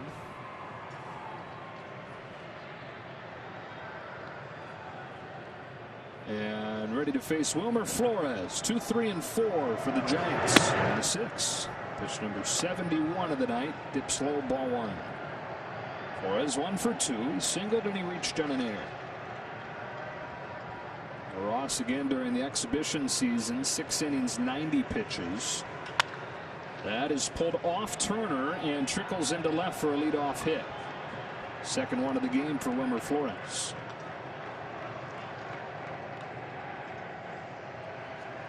Ross Stripling has really done a nice job at the top of the strike zone. When the fish are biting, you just keep fishing, and that's what he's done with the top of the strike zone. These Giants have been loose when it comes to attacking the high pitches. Ross has gone there for a strike, and he's also gone above the strike zone to get the swing and miss.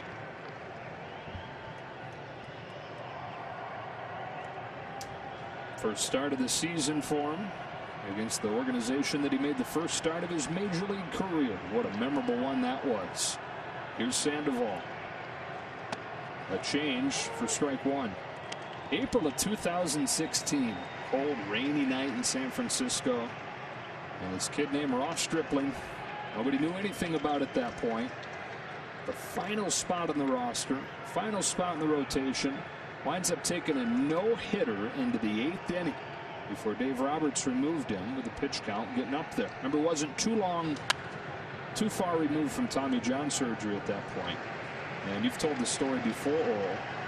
As tough as that was for Dave Roberts and as much heat as Dave Roberts took for pulling Ross Stripling out, Dave the following morning ran into Ross Stripling's parents in the lobby of the hotel, and Ross's father, almost in tears, thanked Dave Roberts for taking Ross out, protecting his arm, thinking of his future. And 0-2. Breaking ball slapped on the ground is short. Seager, Hernandez, 2.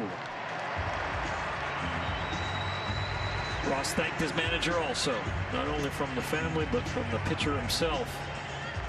And not that he didn't want to continue. Every competitor wants to continue, but there is no hotter seat than the seat of a manager when a youngster or a veteran is trying to throw a no-hitter and you're bumping up against a pitch count that you know is very risky for the young man's future. So the base is wiped clear. 2 gone in the 6th inning, and Alex Dickerson stands in. He was the first guy in his debut to take a no-hitter into the 8th inning since old Bumpus Jones did it in 1892 on the final day of the season for the Cincinnati Reds. And Bumpus actually finished off the no-hitter. Pitch counts weren't quite in vogue yet in 1892, so they let him go. Bumpus opened the next year as the guy. He was the ace of the staff. Pitched in 7 games. He had a 10 ERA, and that was it for his major league career. So they should have had pitch counts. They should have pulled Bumpus.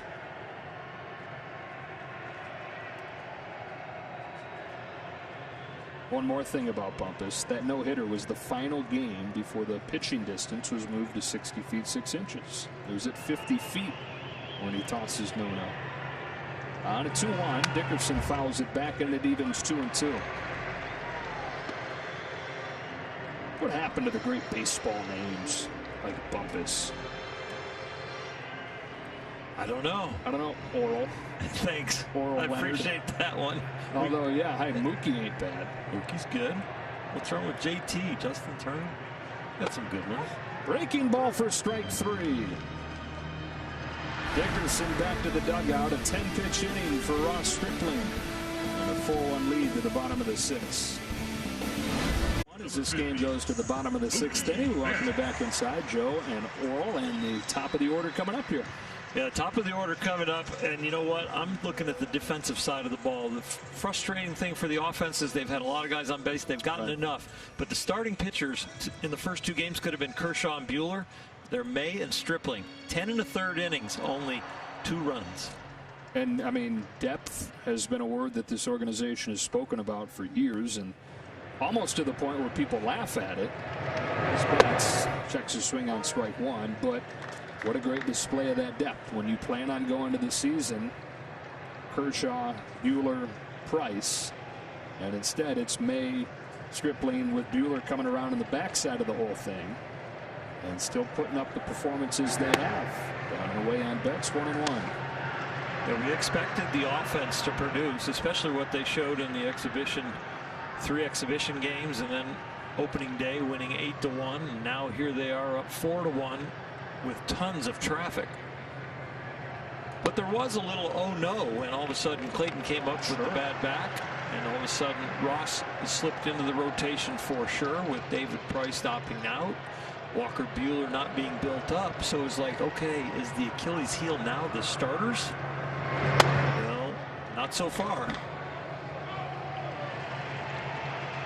Couple good takes from Betts. Put him in the driver's seat here at 3-1. As you pointed out during exhibition play, not a comfy place to be as a pitcher. 3-1 on Betts. Here comes Gausman, and Mookie fouls it off. He had one center cut. 3-2. A little frustrated with himself. Bat in the right hand, hit his thigh with the hand in the bat, like, oh, missed one. He is, as Dodger fans will soon find out, a perfectionist, and is really hard on himself.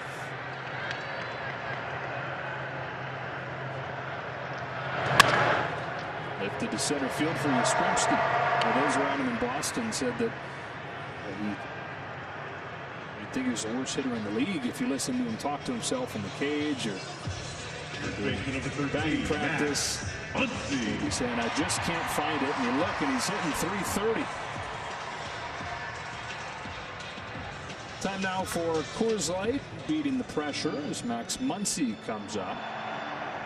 He's reached all 3 times tonight. Homered in the first, walked in the second, doubled in the fourth.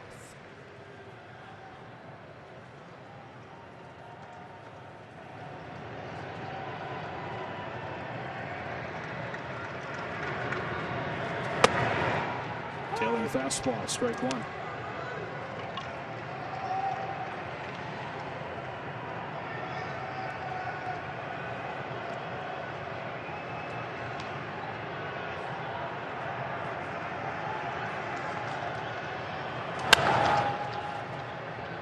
Quickly 0-2. Gausman trying to work the corners, but a few pitches this inning are leaking right down the middle. I knew Mookie Betts was frustrated that he missed the fastball down the middle, and then he hit the line drive to center field, but you know he's shaking it off a little bit because the one down the middle I could have hit a lot harder. Fly ball to center field. Yastrzemski going back at the wall. The second tonight for Max Muncy.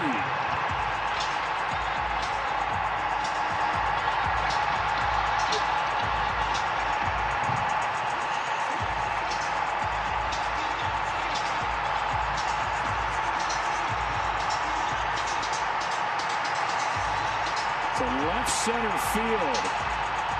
Max Muncy with his second home run of the season, his second one tonight. And that 35 home run pace we were joking around being unattainable. Well, tonight he's on like 120 homer pace. So, yeah. He's got a shot.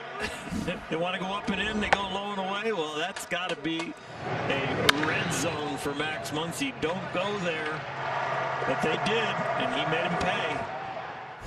love the fact during the celebration, the guy that was frustrated with his last at bat was top stepping it right there to be the first one to greet Max. That was Mookie Betts. So a 5-1 lead. They've scored single runs in 5 of the 6 innings. The man up here, Justin Turner, has driven in 2 of them.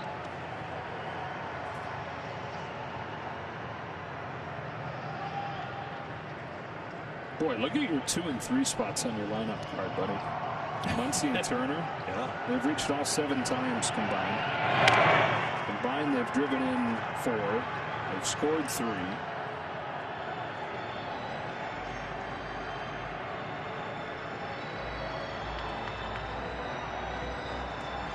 It's a full scorecard for a little over half the game.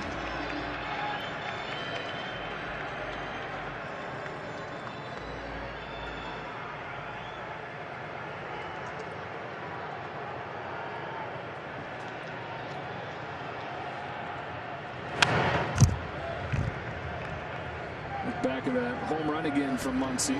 5th career multi-home run game for Max.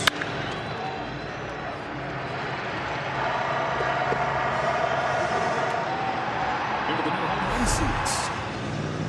Blast like that usually brings the crowd to its feet. These cutouts are just a little bit slow. A little stale right now.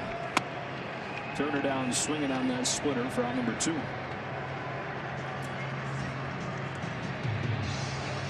Field number 35, Cody Bellinger. On to the 2nd strikeout by Dodger hitter time. Bellinger has a walk. He's 0 for 2.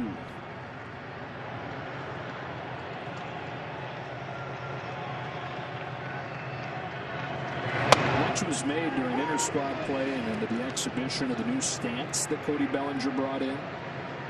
During the quarantine, he tweaked some things, searching for the right feel after a finish that he wasn't happy with last year and after a spring training where he didn't feel entirely comfortable. So he came back looking completely different, but slowly has kind of drifted back to what he's always done. Flies that ball to right to end this inning, but the 2nd solo home run of the night for Max Muncy has given the Dodgers a 5-1 lead as we march to the late innings in LA. Dodgers baseball on Sportsnet LA is brought to you by Morongo Casino Resort and Spa. Playing it safe, good times, and by AT&T TV. Find the local sports you love on AT&T TV. For essential workers and Dodger fans here in LA. There's Joe McCarthy climbs in. Ross Stripling into the 7th, missing with his first pitch, 1-0. Let's check in with Alana.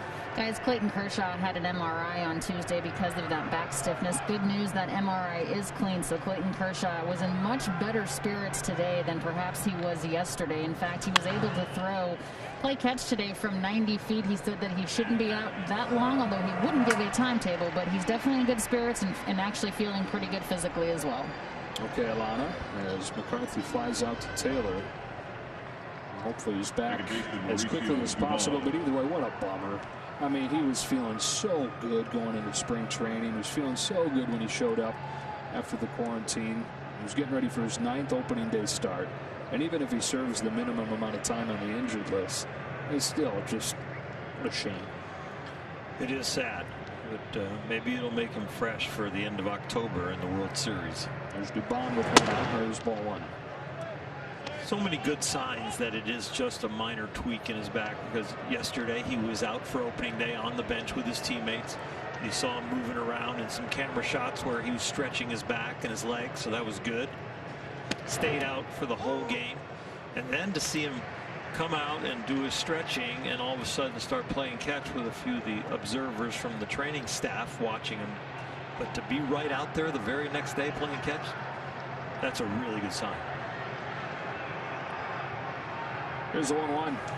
It's a fastball by him, and a 91 looks a lot harder after he loops in that curveball 1 pitch before. Part of the protocols for coming back from an injury, a lot of it is done out of sight, where you have to do things back in the training room to prove that you're healthy enough to now have baseball activities. So to think that Clayton improved everything as far as maybe swelling is down, maybe the inflammation and the range of motions look really good as they evaluate him, and then he's good enough to come out and play catch. That's a really good sign for the progress of whatever he tweaked, whatever was wrong.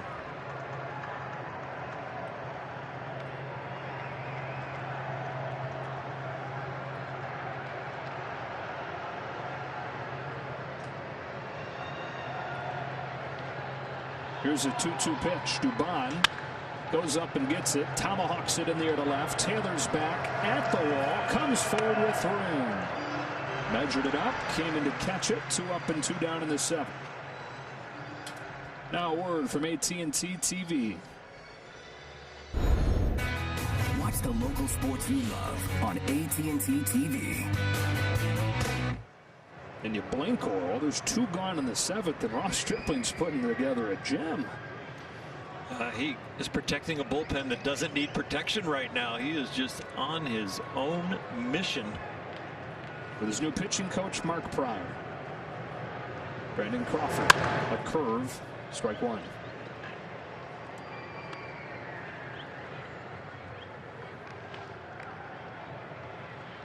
.88 pitches, 4 hits, just the 1 solo run, the home run.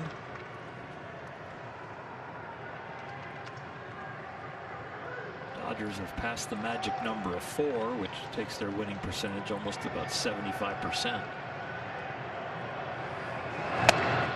Change up, 0-2. Unveiled that new toy, unwrapped the Christmas gift. I think he likes what he got. Good job, Santa. Yeah, but he did all the shopping. That's true. Thank you, me.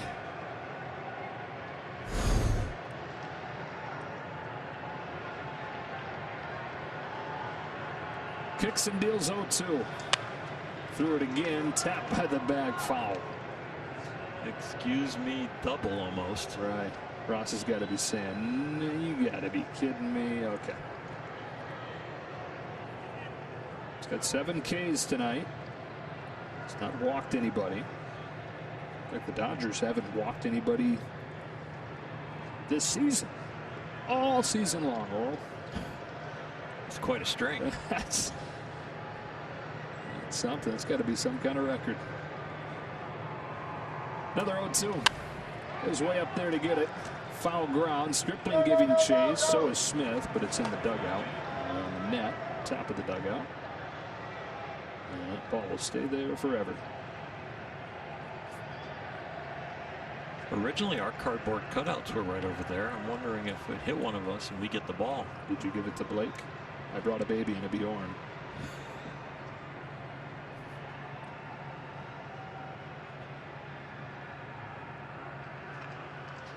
He's gone change up away, back to back. One almost was an excuse me double. Oh, there you go. And Blake's happy with the ball. He must have gotten the ball. Good guy, you. I just hope Jay Hare doesn't take it away from him. Always in play. Grounded to second. Hernandez throws Crawford out. And Ross Stripling with a heck of an outing to debut his 2020 season. 7 innings, just 1 run. Educator in your community? If so, nominate them for a chance to be named a 2020 Spectrum Sports Marquee Educator, presented by Shakey's Pizza. 2 lucky winners will receive $2,000 to help fund a brighter future for their students. Visit SpectrumEducators.com now for more information. Dodgers with a 5-1 lead to the bottom of the 7th. Kike Hernandez against Sam Kuhn. Hernandez shoots the first pitch that he sees into center field for a leadoff hit. So after 4 hits on opening night, he's got his first one here of game 2. 5 for 9 on the season. He's hitting it hard and he's sticking with the approach, using the right side of the diamond. Kike using a heavier bat to kind of slow himself down a little bit. Not as jumpy and pull happy with that bat. Heaviest bat on the team, believe it or not. Him and Will Smith. Here's Seager. 3 hits tonight. A couple singles and a double. Coonrod comes home. Seager swings at the first one. Sandoval knocks it down. Coonrod gives it back to him, and that is a 3-1-3 put out. And look at the base running by Kike Hernandez going first to third. He saw nobody home and took advantage. Another long at bat from Corey Seager. And a great little stop there, but Kike, look at, doesn't even break stride. Picks up a vacant third base as he's making his turn. No hesitation at all. No coaching needed. He got it done.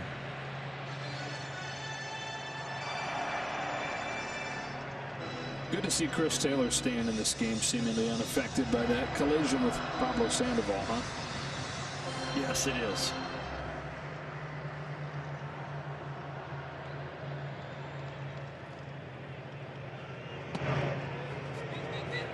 Brantley able to find that. Any better with the man at third. How'd you score that last out? 3-1-3. All right. What area code's that? Detroit? Is it? I think so. Am I wrong? Yeah, Detroit. Right. I thought you would be on top of that one, being a Michigander. 5-1-7. Oh, sorry. 1-0. Catches the inside corner. One shot you got. Take a chance to blow. It's opportunity. Oh, it's once in a lifetime. Do it up.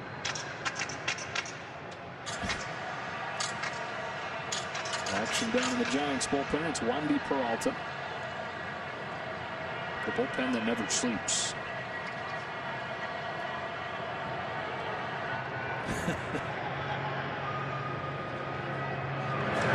Taylor hits it hard, and Sandoval says, look what I found. Pablo Sandoval is being rude to Chris Taylor tonight.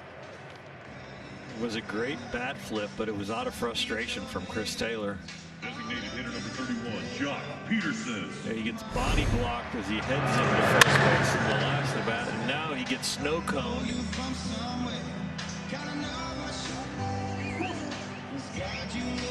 In a 60-game season, these sting a little bit more. Right. Everything, the law of 2.7 in 2020. With a 60-game season, you got to multiply everything by 2.7. Rob 2.7 times there. Here's Peterson with a man at third and 2 out. Ball 1.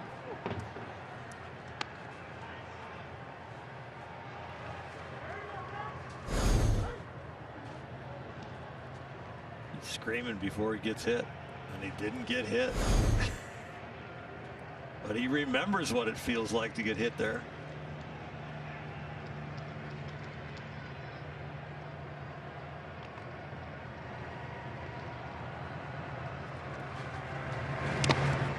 Good stop by Brantley. Ball 2. Now, so in a 60-game season, a 7-game winning streak or a 7-game losing streak, that's the equivalent of a 19-gamer in a normal season.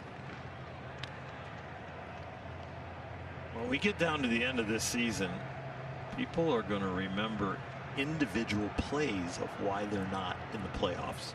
It's going to be whiskers. People get in by or are out. 2-0.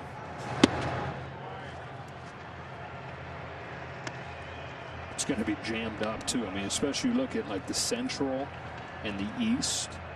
There are 4 teams projected to finish between 30 and 33 wins in the Central and in the East Division.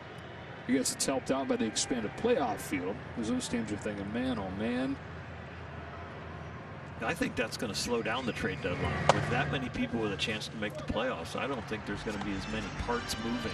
And the parts that are available, there's going to be high demand for. You're going to get a bigger price if you decide to sell. And then, you know, it becomes significant as Will Smith comes up here, is the unbalanced schedule. I mean, when you're fighting for, and granted now with the new playoff format, top 2 teams from each division are going to get in, but you're only playing teams within your own division and intra-league within your own division. But for the couple wild card spots, really, really different in terms of difficulty of schedule based on what division you're in. Strike 1 on Smith. Well, they had to move fair down the priority list when they made the schedule. Sure. First and foremost, it was, how do we have a baseball season? Second and foremost is, what's the safest way to have a baseball season?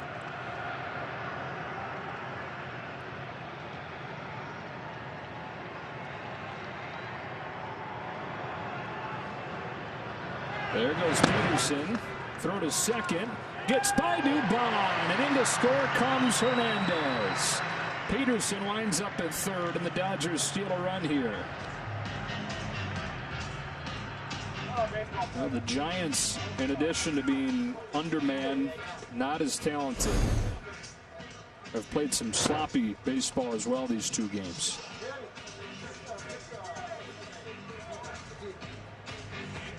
You got to keep this ball in front of you. It's not about the quick release. It's about keeping the ball in front of you. And then the original throw from Brantley was too low.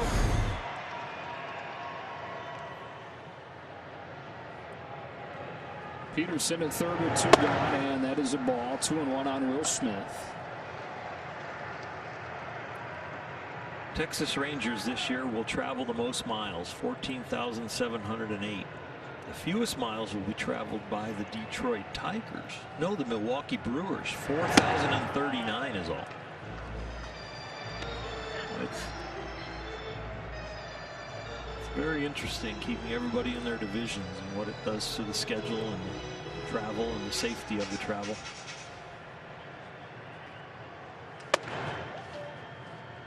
That is ball 4. And so they're at the corners with 2 out. Now a word from Carl's Jr. The new Monster Angus Thick Burger at Carl's Jr. Feed your happy. You mentioned the Rangers. They opened their new ballpark with a 1-0 win tonight, after they were no hit through 6 innings by German Marquez of the Rockies. Wouldn't that be a way to open the place? Here's Betts. I guess we found out that maybe it's a pitcher's park, not like the old Texas. Right, yeah, 1 game in. Mookie looking for his first hit tonight, 0 for 4.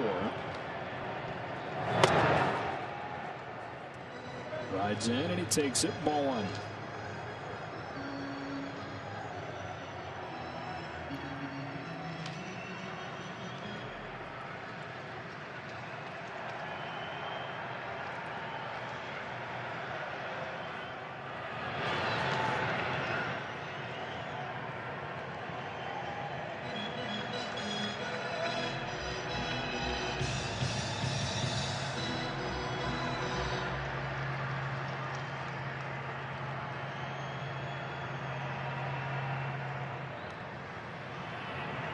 First and third, 2 gone, and that's it down the line, foul.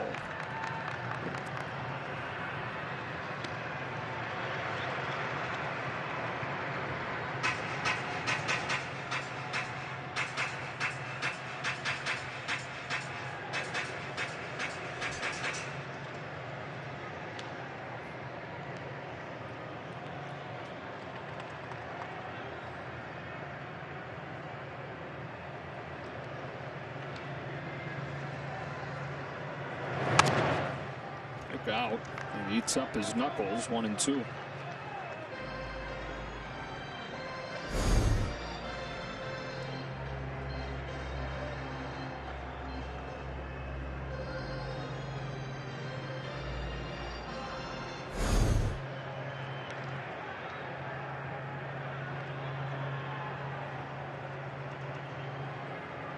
Peterson at third, Smith at first. And the hard-throwing Sam Coonrod to Mookie Betts for the 1-2. Yanked up the middle and by Crawford for a base hit to left center. In comes Peterson. To third goes Smith. And Mookie Betts with his first hit of the night and his first RBI as a Dodger.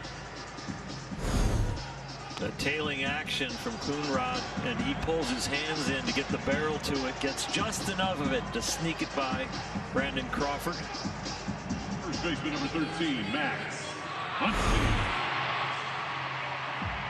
Muncy coming to the plate, and it looks like he will face somebody else as Gabe Kapler emerges from that first base dugout. That's it for Coonrod. Back in a moment.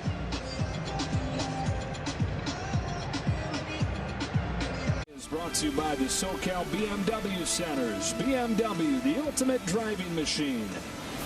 And by Mercury Insurance. Low rates, big discounts, great insurance.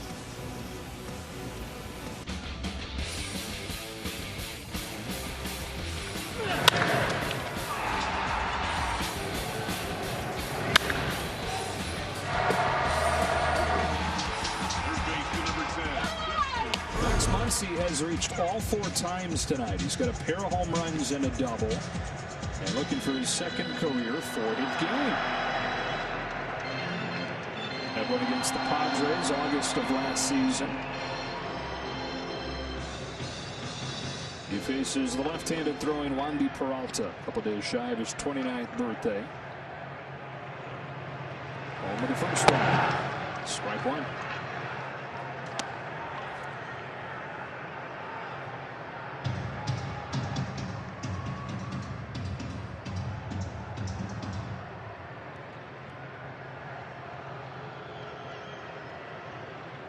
Split last season between Cincinnati and San Francisco did Peralta. To add a max 0-2.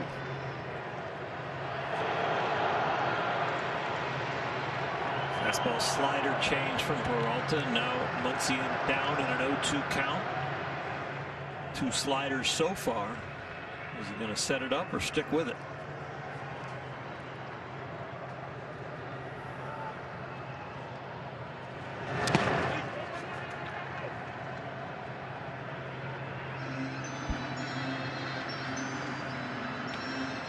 Gosh, to think Max missed most of summer camp.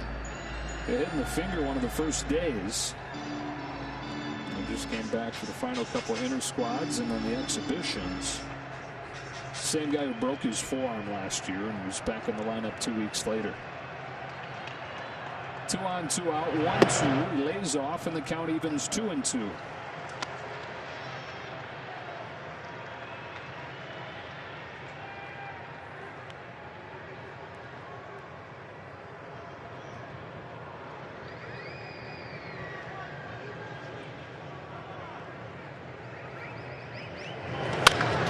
Chopped to first and Sandoval to the bag. They retire Muncy for the first time tonight. Dodgers get their first multi-run inning and lead it 7-1 to the 8th. Calendar. 2 more with San Francisco. Tomorrow's game exclusively on Fox. Sunday exclusively on ESPN. We'll be back with you on Tuesday when the Dodgers travel to Houston. Jake McGee set for his Dodger debut. He was acquired from the Colorado Rockies.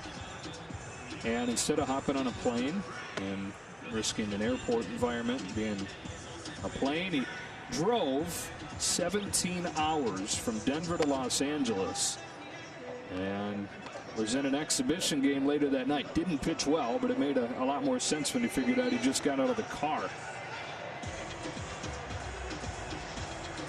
Longtime reliever with the Tampa Bay Rays and then the Colorado Rockies. He's had some really good seasons, and the Dodgers are hoping that they can tweak something with usage, as they often find with especially relievers. One tweak here, one tweak there, and unlock something that has been hidden away for a while. Faces a 9-1 here in the 8th inning with the Dodgers in front 7-1. His first pitch to Jalen Davis is a fastball in, ball 1.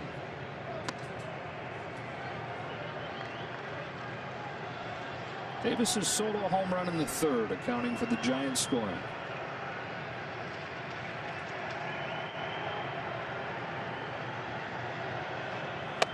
One 1.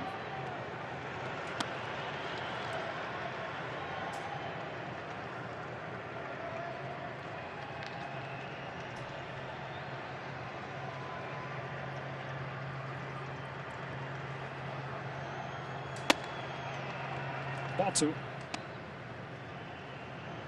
McGee fastball slider. Average around 93 with the fastball. You can touch 96, 97. and then the slider will drop down about 12, 13 mile an hour.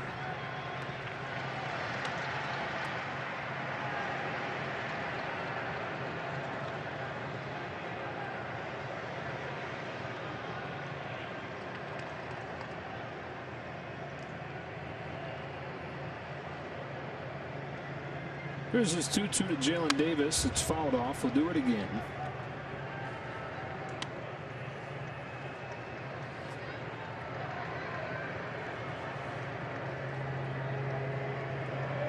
Dodgers have Alex Wood scheduled to pitch tomorrow. The Giants yet to announce their starter.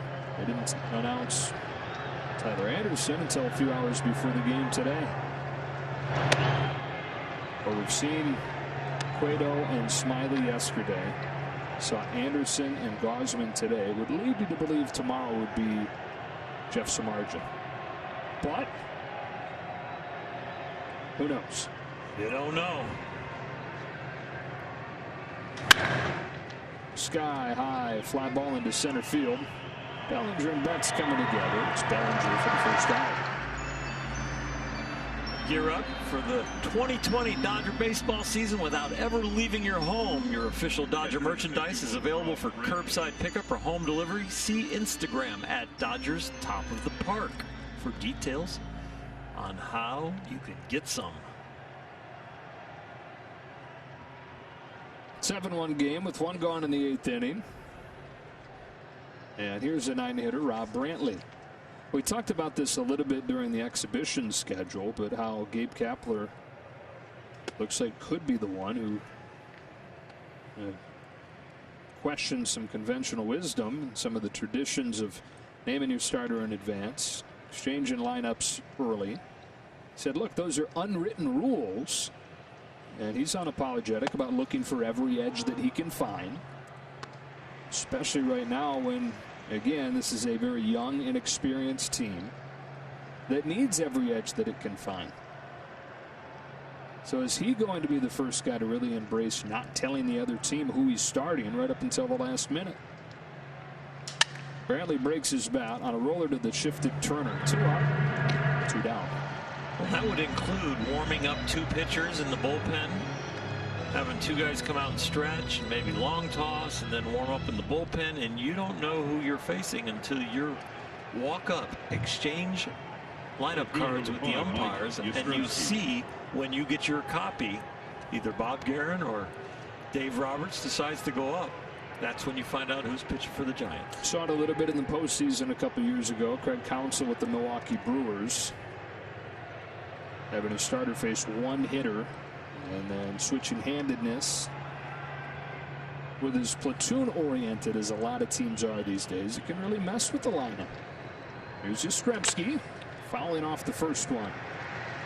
And Kapler has said, besides just trying to throw off the opponent, he feels that there is value in taking in all the information and all the data that comes right up until the last minute before you decide. And so you learn from what you saw the night before against that opponent. And you learn from what the guys are feeling when they wake up. You couple options, how they're feeling. They wake up the day of the start. But the other side of that is, how do you really get prepared if you don't know when you're going, physically and mentally? 1-1. Be really hard to study the opposing team to the nth degree, like a starter and a catcher that are going to be matched up do with their pitching coach. The bullpen guys, they can be down there reading the reports as the game is going on, because usually you don't go to the bullpen, you know, till the 4th, 5th, 6th, 7th inning. So they can have the data down there and be brushing up on who they might be facing, who's coming up next inning. Okay, I want to really take a glance at that. Your bullpen coach can be over your shoulder as you're warming up, telling you who you're going to probably face and how to get him out. Catcher's got the little cheat sweatband on their glove side that's got all the data that they need. It'll be interesting if they cross that unwritten rule. Over in Japan and Korea, they have bullpens underneath the stands where you can't even see who's warming up. They'll hide guys underneath. They warm somebody up in sight and have another guy warming up underneath. He's the one that they're hiding is really going to pitch.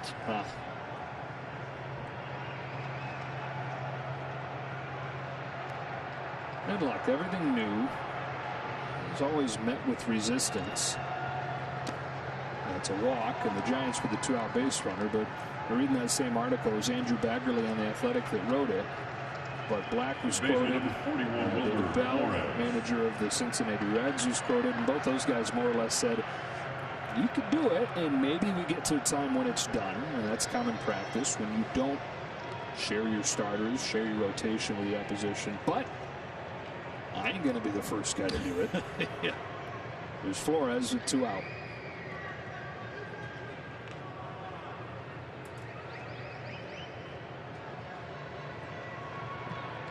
Been a good day for Wilmer. He's been out all 3 times, couple singles, and reached on an air.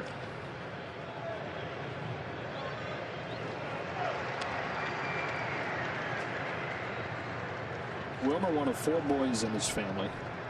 Wilmer, and Ronnie. Excuse me? Oh, yeah. Wilmer, and Ronnie. And their dad's name. Want to take a guess? Wilmer. Okay, so they go by their middle names. They all have nicknames. He was Catire. Spanish word for fair-skinned, blonde-haired, which this Wilmer was as a baby. Okay. There was Chiquito, Spanish for little and youngest. Kid was Chiquito, youngest Wilmer, that is. And then patacon, it's a popular food in Venezuela made from fried bananas. And they asked Wilmer, and he said, that one's hard to explain. So Wilmer, and Ronnie. Poor Ronnie. On the ground to third, Turner's got it. That's that for the Giants in the 8th.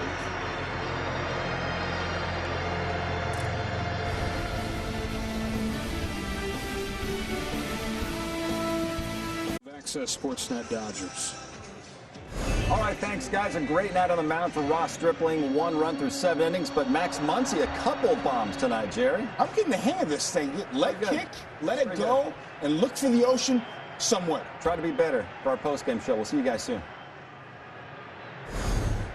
Held the follow through, too. Here's Turner to lead off this 8th against Peralta. Fouls it off, 0-1. Those segments I don't even watch, Jerry. I just watch Nomar's reaction. He is so good at just stone cold. Can you believe he's doing that? There is no reaction. Yeah. Ever. Little dribbler along third. Peralta springs on it, guns it to first, but Sandoval can't dig it out. Turner's aboard to lead off the 8th.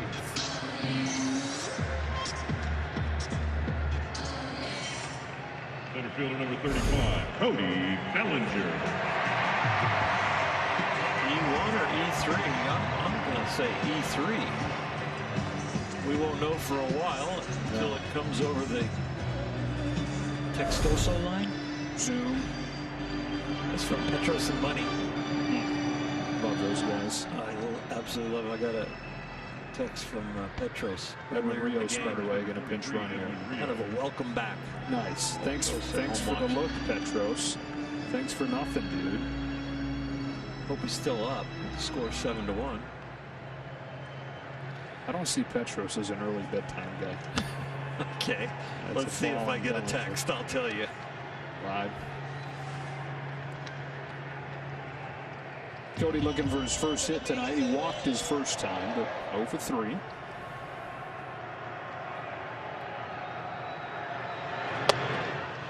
It's on the corner, and it's 1-1.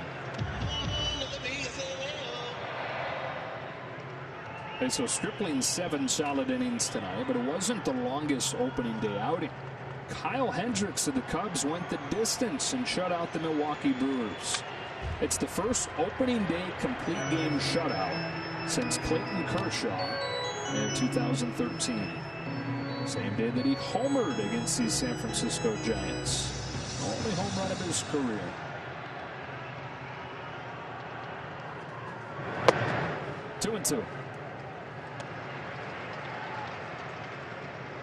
What do you think? Does it end as the only homer of his career? Is the DH here to stay? Even though there's that gap year before the new CBA? It'll be very interesting. I'm sure the Players Association will have a vote on it, and it'll be an interesting vote. They get the out at second, that's all.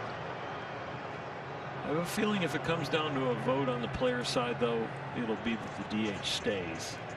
Just because there are probably pitchers that say, I don't want to hit anyway, and then the hitters are all going to say 4 more at bats in every major league game. It's more jobs. Yeah, more jobs and more chances to bring offensive numbers. But I think Clayton will vote for the pitchers to hit. Couple reasons for that. Don't have to face an extra hitter, and he likes to hit. Right. Here's Hernandez, 1 on 1 out.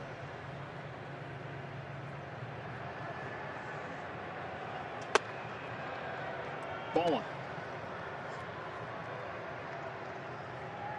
First DH in National League history, at least in a National League game. Hunter Pence. Off the end of the bat to short. Crawford charges and lets it slip out of his hand as he tried to start a turn.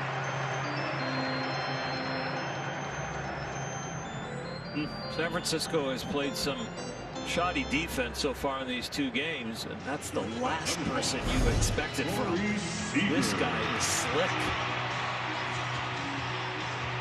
Oh, that just slipped right out of there. 3-time Gold Glover. Did not grade out well last year. And charged with an error there that puts him at first and second for Seager. It was 3 for 4 tonight.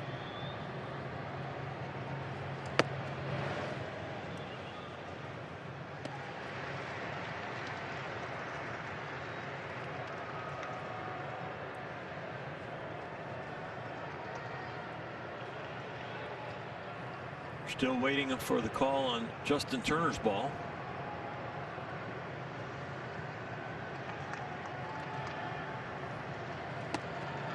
You'll get the call as soon as we do.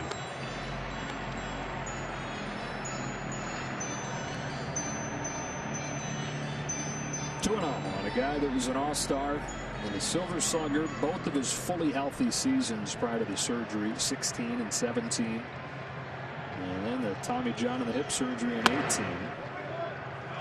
I had 3 balls, no strikes. Came back last year, and even though he says he never felt entirely right, he felt healthy but just not normal, he still had a good year. He led the National League in doubles. He is in a really good place to start this year. On 3-0, he takes a strike. Mentioned he's sitting on 3 hits. In case you're wondering, his last 4-hit game also against the Giants, June last year.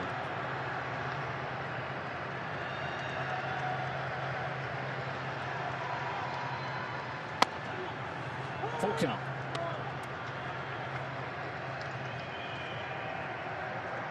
It's a marathon of an at-bat. Corey Seager. He doesn't see this many pitches in a whole game. He saw 7 over his first 4 at-bats. This will be number 6 here.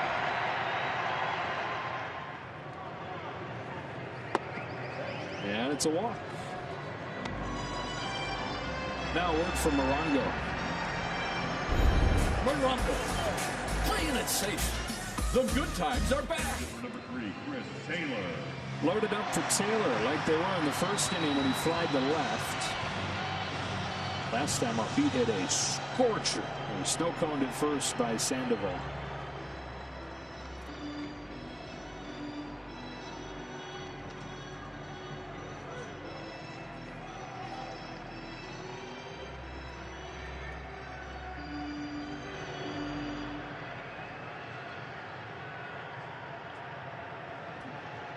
Every once in a while, they should just throw a beach ball on the field, just for old time's sake. Just for old time's sake, yeah. Yeah, just Somebody on the security team just let one get away, come out and chase it down. Yeah.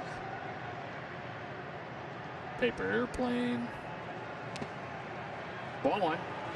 Put some strong fans by the cutouts and let them do the wave.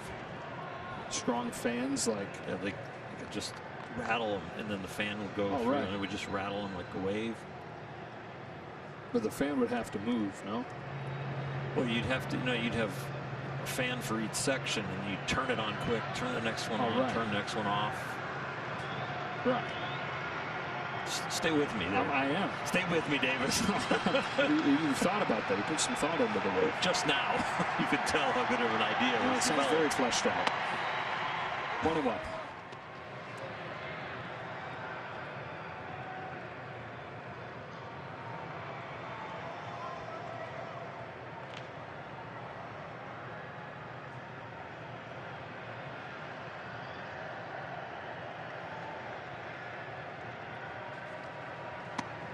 And 2. I think they should fire up the grills in here too, just to get some ballpark smells going. Oh yeah.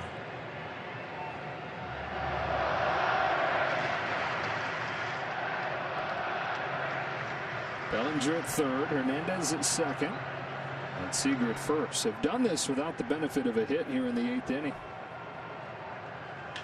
Taylor rips one through the left side, base hit.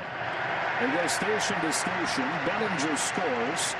After winning 8-1 on opening night, they lead 8-1 here in game 2.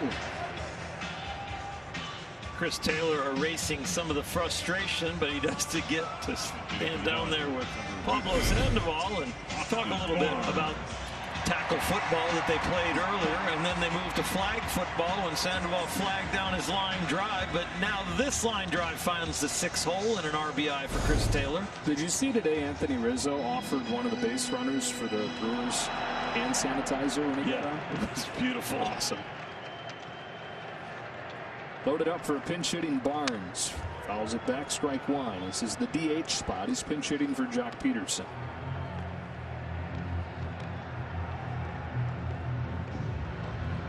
Hit a base hit last night. Catching duties are going to be split, not necessarily 50-50, but probably 3-2 Smith to Barnes.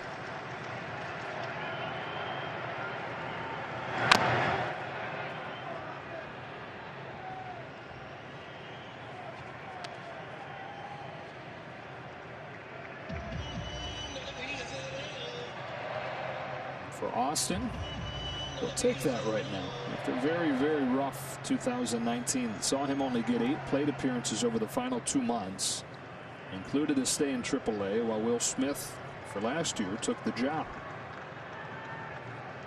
On this 0-2, he swings through it for strike 3 in the second out of the 8th.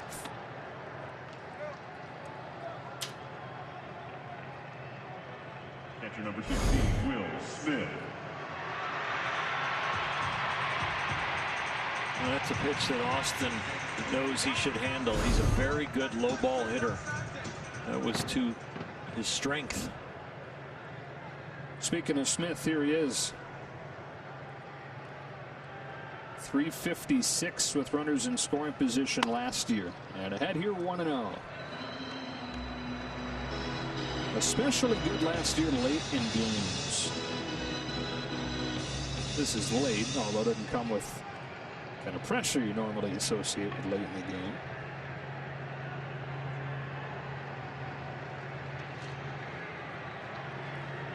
He was the first player, Oral, in the modern era to have 3 of his first 5 home runs be go-ahead home runs in the 9th. Very first player, any team. It's a lot of baseball. A lot of years, a lot of guys. 3-0. Will still just 25.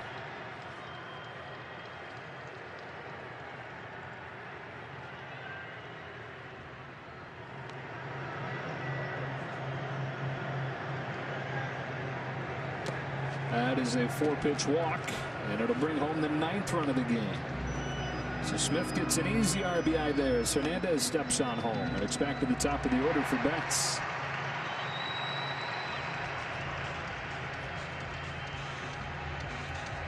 Second RBI of the game for Smith. Number 50, Mookie Betts. Dodgers now out walking the Giants in this series, 12-1.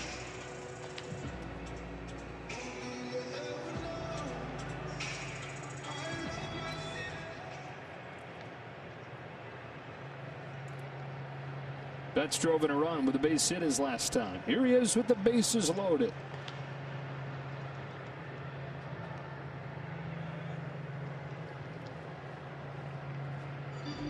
Change the signs up with a man on second there. Chris Taylor out there. It's going to be very interesting to watch the Giants this year and how many games they win and how they manage the organization as they go through this rebuild. They could end up having a few of these kind of ugly games where they really want to see what the pieces look like and how they can do. There's not going to be a lot of teams taking their best players out when the scoreboard gets out of whack, because these players are going to want to play. They're going to want to stay in their groove.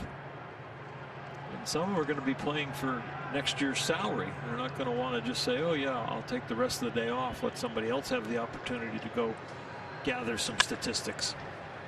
Off the end of the bat to right, Davis will run it down, and that does it for the Dodgers in the 8th, but they add 2 more and lead it 9-1.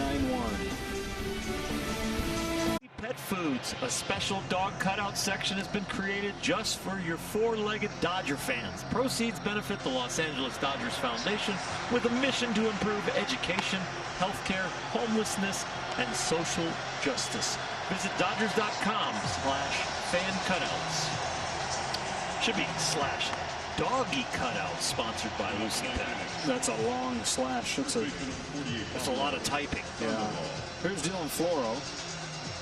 He's trying to get back to his 2018 form. After the Dodgers acquired him from Cincinnati in 2018, he was the #3 reliever in baseball with a 1.63 ERA. Last year, the ERA was 4.24.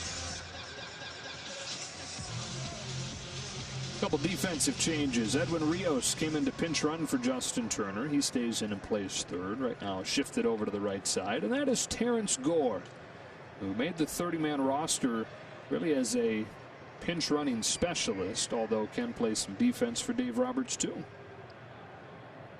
It's Sandoval to lead off this inning, and that is strike one. Called, by the way, by home plate umpire Edwin Moscoso, who is making his major league plate debut. 31-year-old from Venezuela. Congratulations. That's a bouncer to Floro. Sandoval the first out of the ninth. There are going to be a handful of guys that get their first major league opportunity as umpires this year. A chunk of the full-time umpiring group has opted out. And they're going to overcome most of that by most of the regulars not taking a vacation how they normally would in a season. But for guys like Moscoso, it opens up the door for their big league chance. Dickerson with one gone.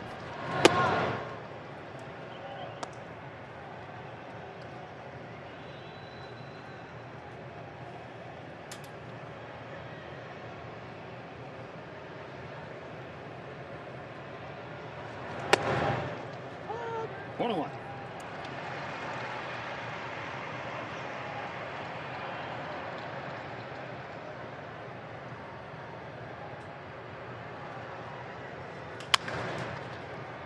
One and two. Good movement from Dylan Floro. You talked about his off and on struggles last year. It really is about consistency. There have been times when he has been searching for the movement and the action he's been looking for, but really it's not about the action as much as it is the location. 29-year-old in his third full big league season, 2-2.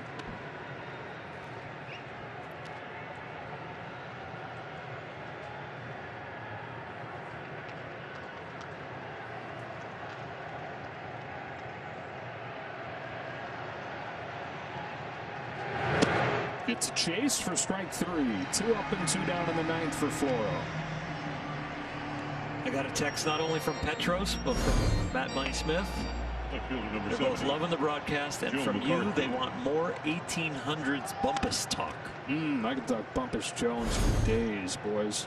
They love the 1800s. Turn back the clock, hear about the names in baseball back then. Plenty more where that came from.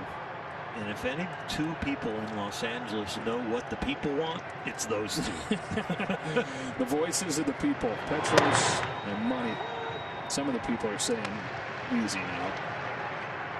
Joe McCarthy takes a strike, 0-1. Dodgers on the verge of a 2-0 start with an 8-1 win last night, a 9-1 lead here. Game 3 coming up tomorrow exclusively on Fox. The finale will be Sunday night on ESPN. We won't be together again until Tuesday. I'm going to miss you. I'll miss you too. Tuesday, really? I know. We wait all this time. FaceTime or something. 1-2. Let's put another game on at the house, at your house, or at my house, and we'll just do a Zoom call broadcast. Okay, just pretend. Just to protect. Yeah. Did I say protect? Protect? Yeah, just to pretend. Yeah, both together. What you mean? Did he go? He did, and that does it.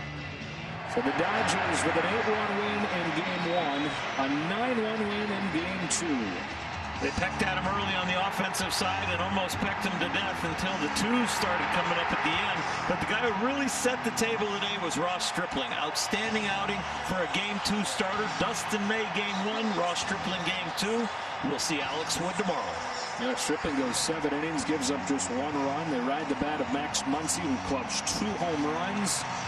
They get the 9 runs on 13 hits, and they've started this 2020 season 2-0. For Orr Hershiser, Lana Rizzo, and the rest of our fantastic crew, Joe Davis saying so long from Dodger Stadium, where the Dodgers beat the Giants 9-1. Exclusively on Fox tomorrow, ESPN Sunday. We'll be back with you on Tuesday night as the Dodgers head to Houston to face the Astros.